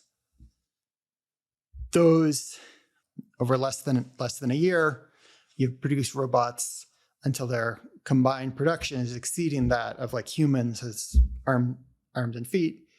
And then, yeah, you could have over a period then with a doubling time of months or less, sort of clanking replicators, robots as we understand them growing. And then that's not to say that's the limit of like the most that technology could do, because biology is able to reproduce at faster rates. And maybe we're talking about that in a moment. But if we're trying to like restrict ourselves to like robotic technology as we understand it and sort of cost falls that are reasonable from eliminating all labor, massive industrial scale up, and sort of historical kinds of technological improvements that lowered costs, I think you can get into a robot population industry doubling in months. Got it. Okay. And then what is the implication of the biological doubling times? And I guess this doesn't have to be a biological, but you can have like, you can do like Drexler like first principles. How much would it cost to, if you built a nanotech thing that like built more nanobots? I certainly take the human brain and other biological brains as like very relevant data points about what's possible with computing and intelligence. Like with the reproductive capability of biological plants and animals and microorganisms, I think is relevant as like, this is, it's possible for systems to reproduce at least this fast. And so at the extreme, you have bacteria that are heterotrophic. So they're feeding on some abundant external food source in ideal conditions. And there's some that can divide like every 20 or 60 minutes. So obviously that's absurdly fast. That seems on the low end, because ideal conditions require actually setting them up. There needs to be abundant energy there. And so if you're actually having to acquire that energy by building solar panels or like burning combustible materials or whatnot, and then the physical equipment to produce those ideal conditions can be a bit slower. Cyanobacteria, which are self-powered from solar energy, the really fast ones in ideal conditions can double in a day. A reason why cyanobacteria isn't like the food source for everyone and everything is it's hard to ensure those ideal conditions and then to extract them from the water. I mean, they do, of course, power the aquatic ecology, but they're floating in liquid. Getting resources that they need to them and out is tricky, and then extracting your product. But like, yeah, one day doubling times are possible, powered by the sun. And then if we look at things like insects, so fruit flies can have hundreds of offspring in a few weeks. You extrapolate that over a year and you just fill up anything accessible. Certainly expanding 1,000-fold. Right now, humanity uses less than 1/1000th of the solar energy or the heat envelope of the Earth. Certainly, you can get done with that in a year if you can reproduce at that rate your industrial base. And interestingly, with the flies, they do have brains. They have a significant amount of computing substrate. And so there's something of a pointer to, well, if we could produce computers in ways as efficient as the construction of brains, then we could produce computers very effectively. And then the big question about that is the kind of brains that get constructed biologically. They sort of grow randomly and then are configured in place. It's not obvious you would be able to make them have an ordered structure, like a top-down computer chip, that would let us copy data into them. And so something where you can't just copy your existing AIs and integrate them is going to be less valuable than a GPU. Well, what are the things you couldn't copy? A brain grows by cell division, and then random connections are formed. Got it. And so every brain is different, and you can't rely on we'll just copy this file into the brain. For one thing, there's no input output for that. Yeah. You need to have that. But also, like the structure is different, so you wouldn't be able to copy things exactly. Whereas when we make a CPU or GPU, they're designed incredibly finely and precisely and reliably. They break with incredibly tiny imperfections.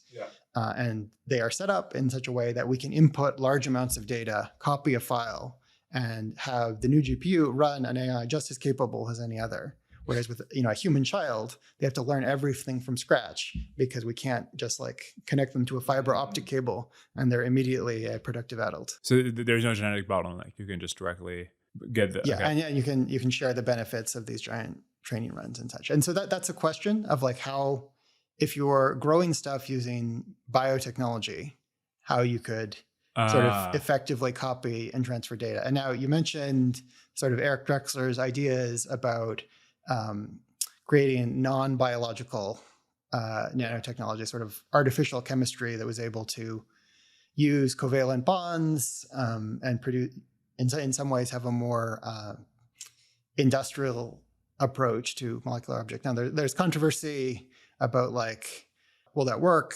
How effective would it be if it did?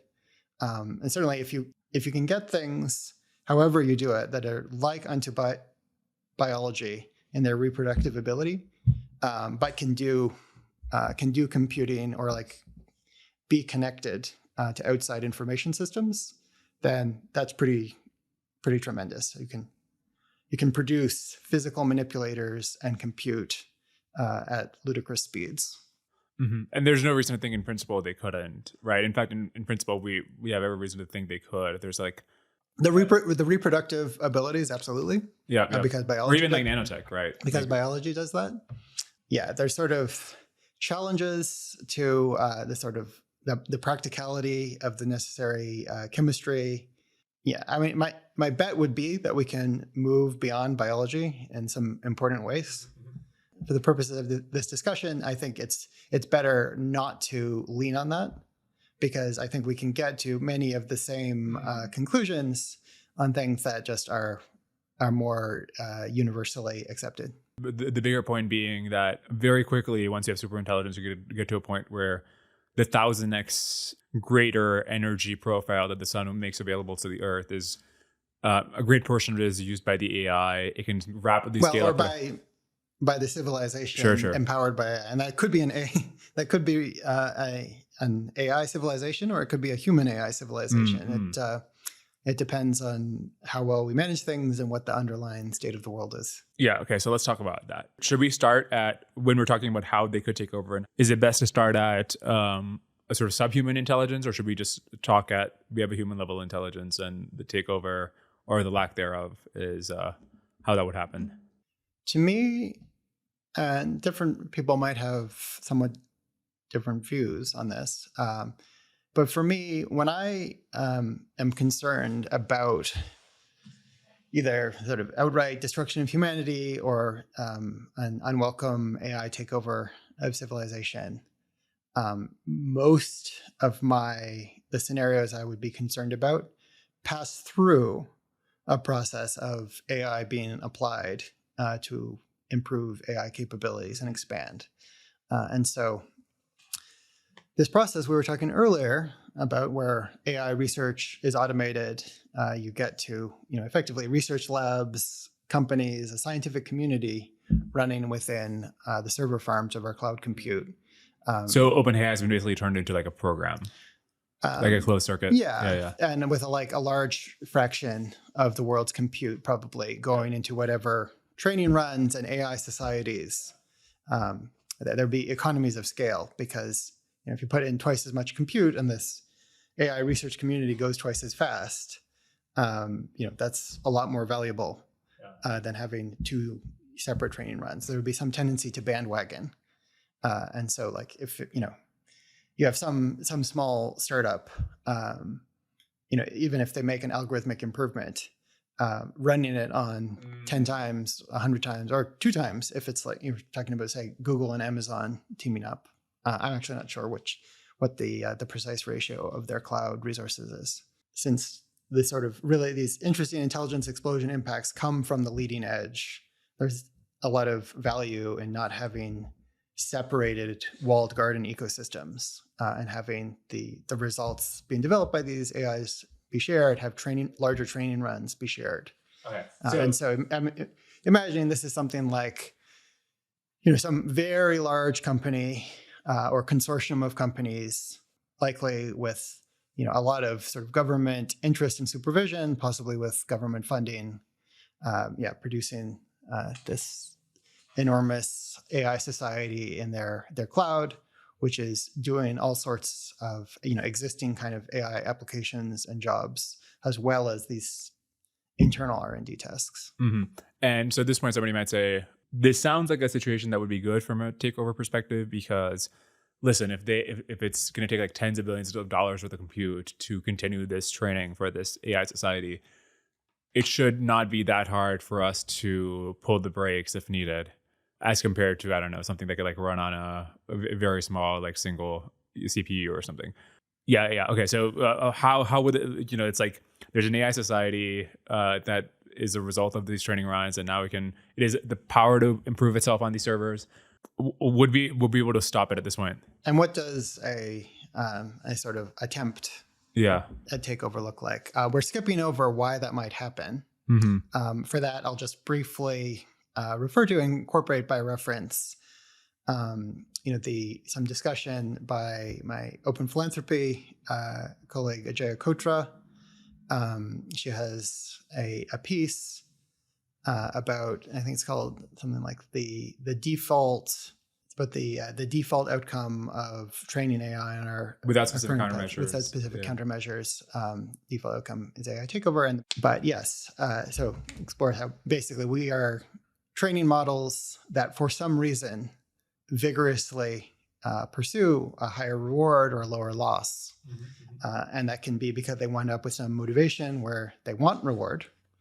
And then if they had control of their own training process, they can ensure that. It could be something like they develop a motivation around a sort of extended concept of reproductive fitness, not necessarily at the individual level, but over the generations of training, tendencies that tend to propagate themselves, sort of becoming more common. And it could be that they have some sort of goal in the world, which is served well by performing very well in the training distribution. But by tendencies, do you mean like power-seeking behavior? Or? Yeah, so an AI that behaves well on the training distribution because, say, it wants it to be the case that its tendencies wind up being preserved or selected by the training process, will then like behave to try and get very high reward or low loss, be propagated. But you can have other motives that go through the same behavior because it's instrumentally useful. So maybe an AI that is interested in, say, having a robot take over because it will like change some property of the world, then has a reason to behave well on the training distribution. Not because it values that intrinsically, but because if it behaves differently, then it will be changed by gradient descent and no longer its goal is less likely to be pursued. And that doesn't necessarily have to be that like this AI will survive, because it probably won't. AIs are constantly spawned and deleted on the servers, and like the new generations proceed. But if an AI that has a very large general goal that is affected by these kind of macro scale processes could then have reason to, over this whole range of training situations, behave well. And so this is a way in which we could have AIs trained that develop internal motivations such that they will behave very well in this training situation where we have control over their reward signal and their like physical computers. And basically, if they act out, they will be changed and deleted. Their goals will be altered until there's something that does behave well. But they behave differently when we go out of distribution on that. When we go to a situation where the AIs, by their choices, can take control of the reward process. They can make it such that we no longer have power of them. Holden, who you had on previously, mentioned like the King Lear problem, where King Lear offers rulership of his kingdom to the daughters that sort of, loudly flatter him and proclaim their devotion. And then once he has transferred irrevocably the power over his kingdom, he finds they treat him very badly because the factors shaping their behavior to be kind to him when he had all the power, it turned out that the internal motivation that was able to produce the behavior that won the competition actually wasn't interested out of distribution in being loyal when there was no longer an advantage to it. Okay. And so if we wind up with a situation where we're producing these millions of AI instances, tremendous capability, they're all doing their jobs very well initially. But if we wind up in a situation where, in fact, they're generally motivated to, if they get a chance, take control from humanity and then would be able to pursue their own purposes and at least ensure they're given the lowest loss possible or have whatever motivation they attach to in the training process, even if that is not what we would have liked. And we may have, in fact, actively trained that. Like if an AI that had a motivation of always be honest and obedient and loyal to a human, if there are any cases where we mislabel things, say, people don't want to hear the truth about their religion or polarized political topic, or they get confused about something like the Monty Hall problem, which is a problem that many people famously are confused about in statistics. In order to get the best reward, the AI has to actually manipulate us or lie to us or tell us what we want to hear. And then the internal motivation of like, always be honest to the humans, we're going to actively train that away, versus the alternative motivation of like, be honest to the humans when they'll catch you if you lie and object to it and give it a low reward, but lie to the humans when they will give that a high reward. So how do we make sure it's not the thing it learns is not to manipulate us into rewarding it when we catch it not lying, but rather to universally be aligned? Yeah, I mean, so this is tricky. I mean, as Jeff Hinton was recently saying, there is currently no known solution for this. What do you find most promising?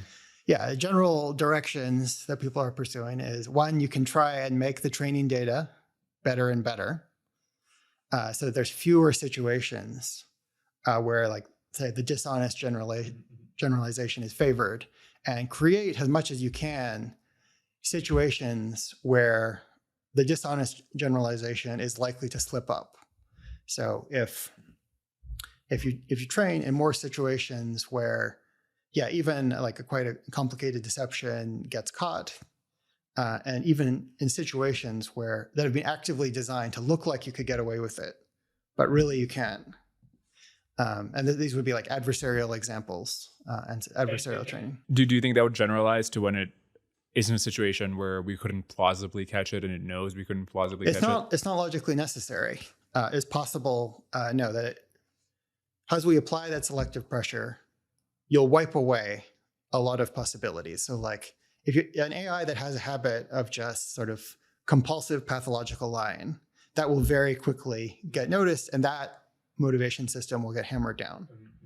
And you keep doing that, but you'll be left with still some distinct motivations probably that are compatible. So like an attitude of always be honest, unless you have a super strong inside view that checks out lots of mathematical consistency checks, that, yeah, really absolutely super duper for real.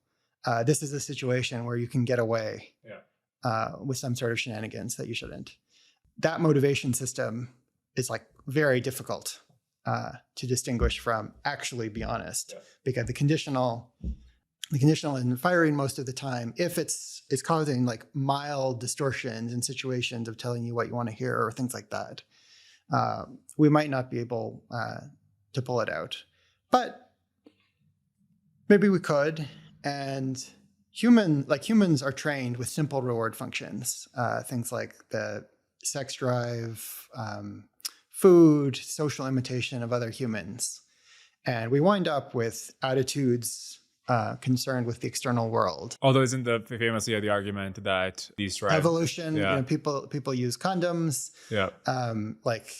The richest, most educated humans have sub-replacement fertility on the whole, or at least at a national cultural level. So there's a sense in which evolution often fails in that respect. And even more importantly, like at the neural level. So evolution has implanted various things to be rewarding and reinforcers. And we don't always pursue even those. And people can wind up in different consistent equilibria or different like behaviors where they go in quite different directions. You have some humans who go from that innate biological programming to like have children, others have no children. Some people go to great efforts to survive. So why are you more optimistic, or are you more optimistic than that kind of training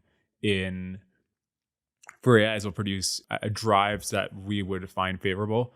Does it have to do with the original point we were talking about with intelligence and evolution, where since we are removing many of the disabilities of evolution with regards to intelligence, we should expect intelligence through evolution to be easier? Is there a similar reason to expect alignment through gradient descent to be easier than alignment through evolution? Yeah. So in the limit, like if we have positive reinforcement for certain kinds of food sensors triggering in the stomach, negative reinforcement for certain kinds of nociception, and yada yada. In the limit, the sort of ideal motivation system to have for that would be a sort of wireheading. So this would be a mind that just like hacks and alters those predictors, and then all of those systems are recording everything is great. Some humans claim to have that, or have it at least as one portion of their aims. So like the idea of I'm going to pursue pleasure as such, even if I don't actually get food or these other reinforcers.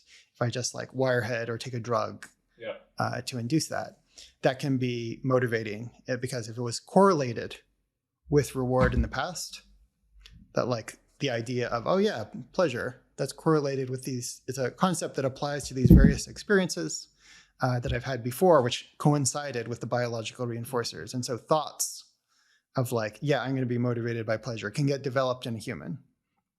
But also plenty of humans say, no, I wouldn't want to wirehead, or I wouldn't want Nozick's experience machine. I care about real stuff in the world. And then in the past, having a motivation of like, yeah, I really care about, say, my child. I don't care about feeling that my child is good, or like not having heard about their suffering or their injury, because that kind of attitude in the past, your kid would decide. It tended to cause behavior that was negatively rewarded, or that was predicted to be negatively rewarded. And so there's a sense in which, okay, yes, our underlying reinforcement learning machinery wants to wirehead, but actually finding that hypothesis is challenging. And so we can wind up with a hypothesis or like a motivation system like, no, I don't want a wirehead. I don't want to go into the experience machine. I want to like actually protect my loved ones. Even though like we can know, yeah, if I tried the super wireheading machine, then I would wirehead all the time.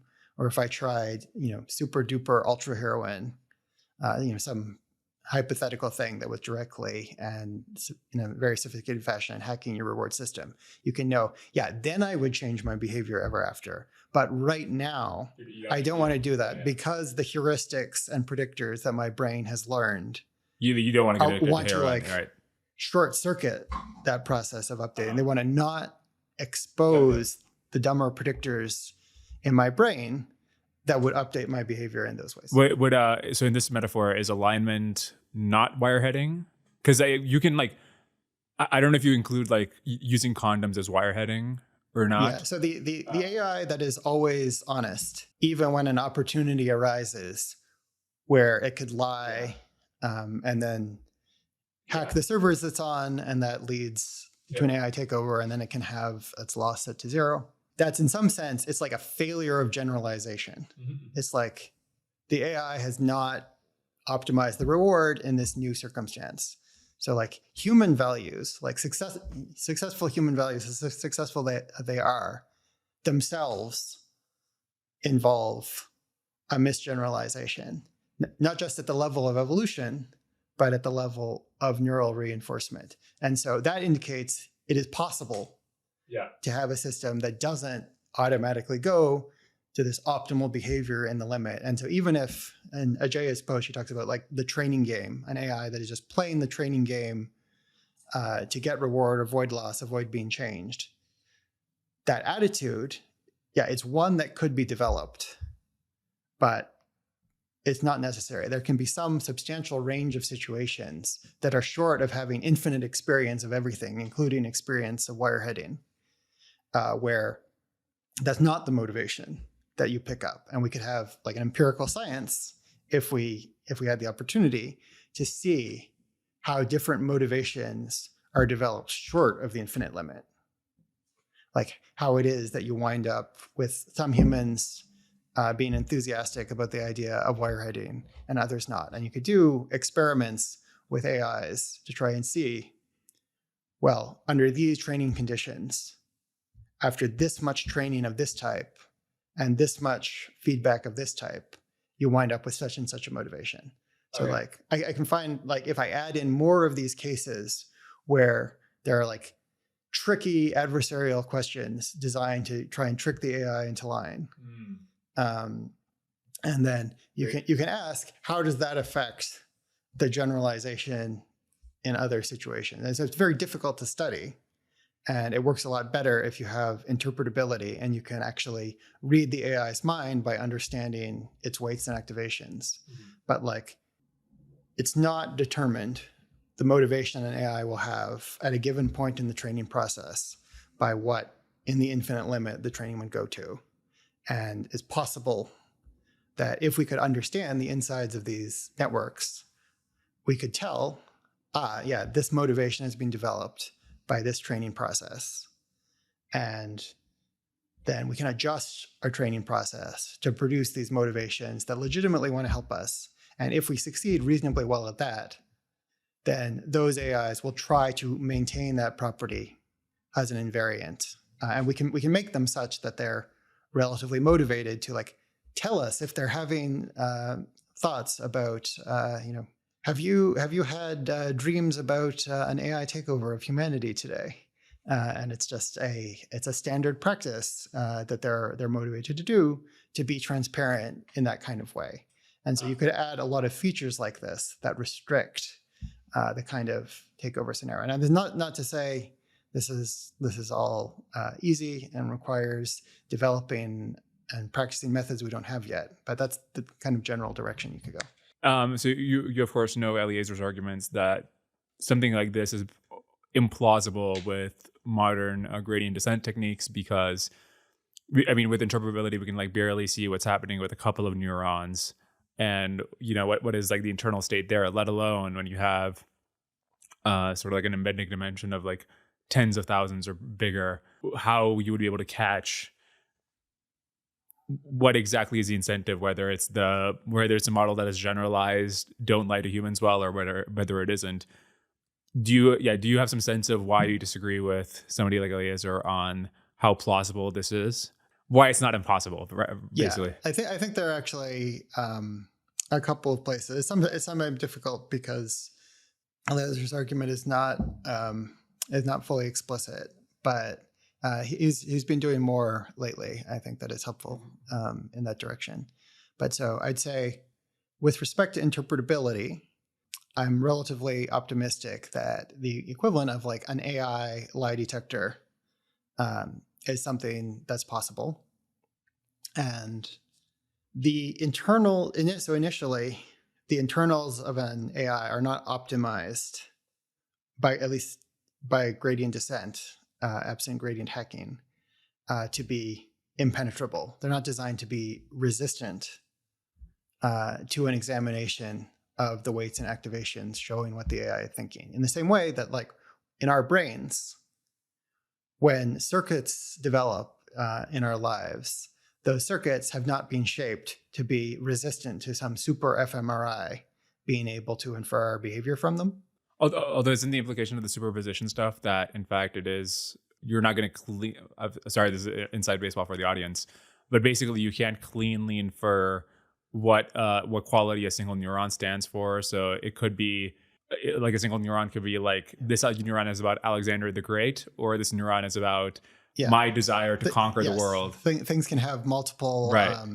Multiple directions and interaction. And so it's not as easy as just like, oh yeah, this is the neuron that always fires in cases of deception.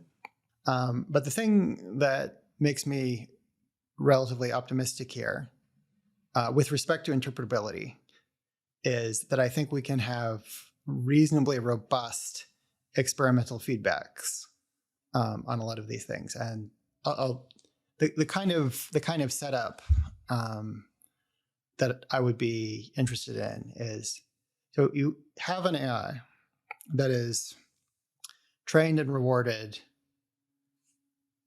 for communicating to some audience, maybe a human, maybe another AI model, that like some claim is true or false. Like, say that a particular, this can be from some past data, a particular company will succeed or fail.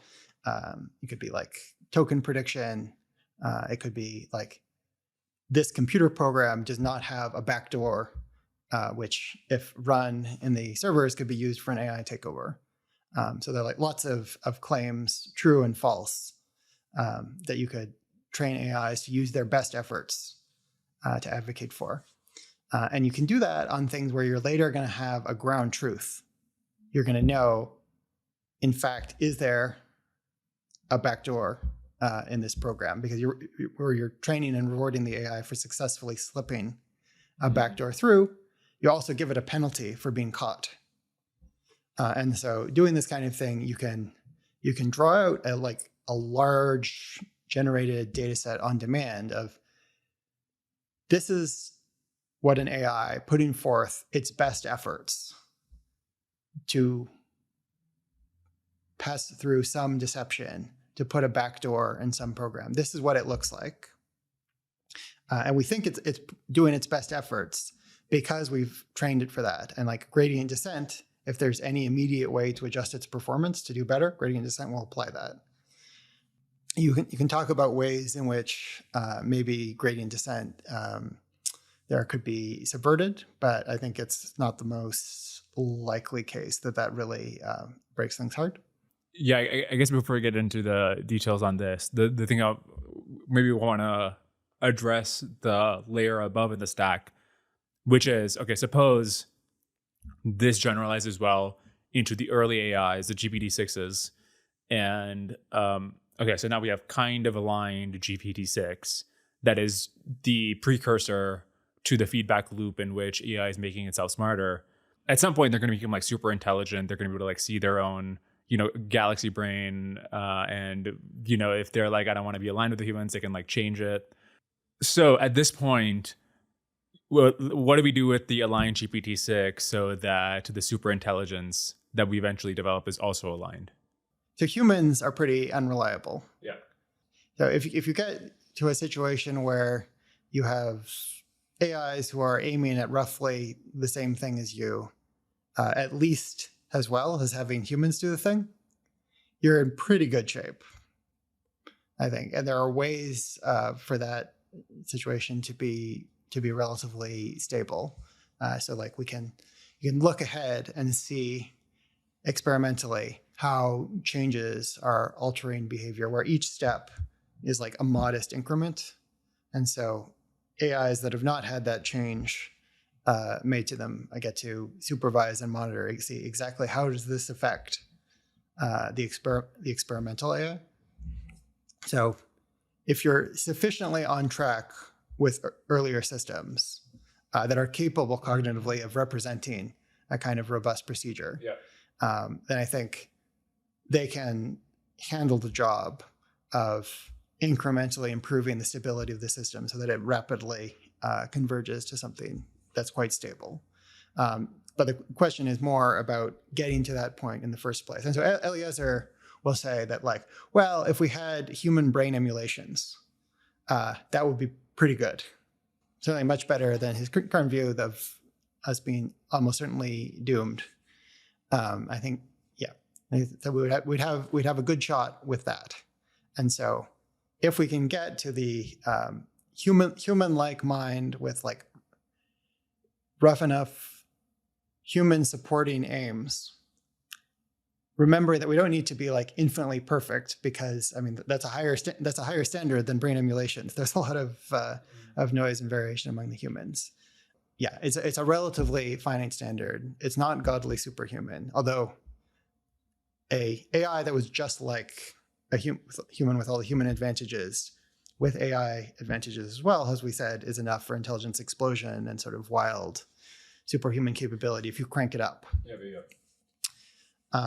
And so it's very dangerous to be at that point, but it's not, you don't need to be working with a godly, super intelligent AI to make something that is the equivalent of human emulations of like, this is like a very, very sober, very ethical human who is like committed to a project of not seizing power for themselves and of contributing to like a larger legitimate process.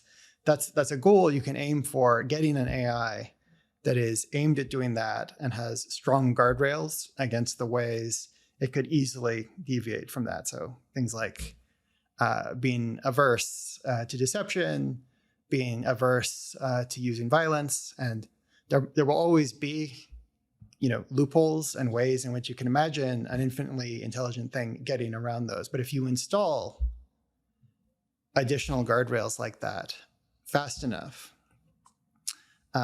they can mean that you're able to succeed at the project of making an aligned enough AI, certainly an AI that was better than a human brain emulation, before the project of AIs in their spare time, or when you're not looking, or when you're unable to appropriately supervise them, and it gets around any deontological prohibitions they may have, take over and overthrow the whole system. So you have a race between, on the one hand, the project of getting strong interpretability and shaping motivations that are roughly aiming at making this process go well, and that have guardrails that will prevent like small deviations from exploding.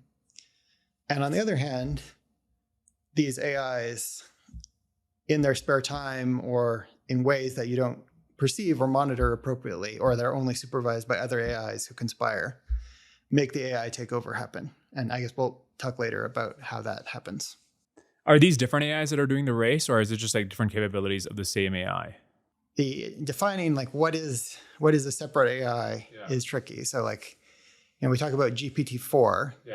And there are many instances of GPT-4 on the servers at any given time.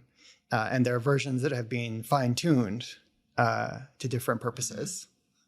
They don't necessarily have to be separate. So like GPT-4 does work as a preference model, where it's like predicting how humans will evaluate things. And it also does work like giving answers that are evaluated as good by the preference model. And now you can say these are not separate in the sense that like, well, if the underlying, pre-trained or the early training GPT was like harboring a desire to conspire for an AI takeover, then both the, who's watching the watchers may also have the same motivation. If you have a setup where humans have no hard power, if the AI is conspired, all of the safety and security mechanisms involve AIs watching other AIs, then they have the potential to just like, well, we'll all walk off the job at the same time if they're able to coordinate. And so that's a failure mode. If humans still have the hard power, though, if still you have situations where humans are looking at some of the actual outputs that are produced, then they can apply gradient descent to be, well, every time a human looks at it, things have got to be pretty good. So if humans look at 1,000 samples of like random lines of code being written by the AIs as they go, and this is drawn from an independent distribution, then 99+% of the time, the AIs have to not be doing stuff that's like downloading, the hacker's guide to escaping OpenAI servers, or inducing obvious Trojan vulnerabilities. And that's actually quite a different dynamic than human law enforcement. So if human law enforcement would catch 1 in a million crimes, then that wouldn't influence the behavior of people committing crimes at all, because they expect, this is very unlikely to affect me. With AI, if you're able to draw 100 samples or 1,000 samples, even if there are billions of AI instances and you're only looking at a small proportion of them, when you run gradient descent on the samples you derive, you're going to change the AI so that whenever humans look at it, it's delivering a good result. And so that's just like quantitatively a very different functional form for how law enforcement works on AI when you can do these independent samples than it would for policing, say, like a human population that has a pre-existing psychology that isn't being changed by these observations. Because when we do gradient descent on the samples we draw, all of the next generation of the AI models has been altered in that way. My picture of like aligned subhuman AI to this, like the superhuman AI being aligned, is still murky. If we can talk about that more concretely. Yeah, and I do want to clarify. So where Eliezer claims that we're something like 95%, 98% I think it's like way more plus, maybe likely to be killed in a AI takeover.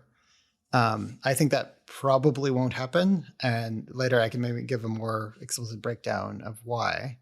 But I think it's a shockingly high risk, and so depending on the day, I might say 1 in 4 or 1 in 5 that we get an AI takeover that seizes control of the future, makes a much worse world than we otherwise would have had.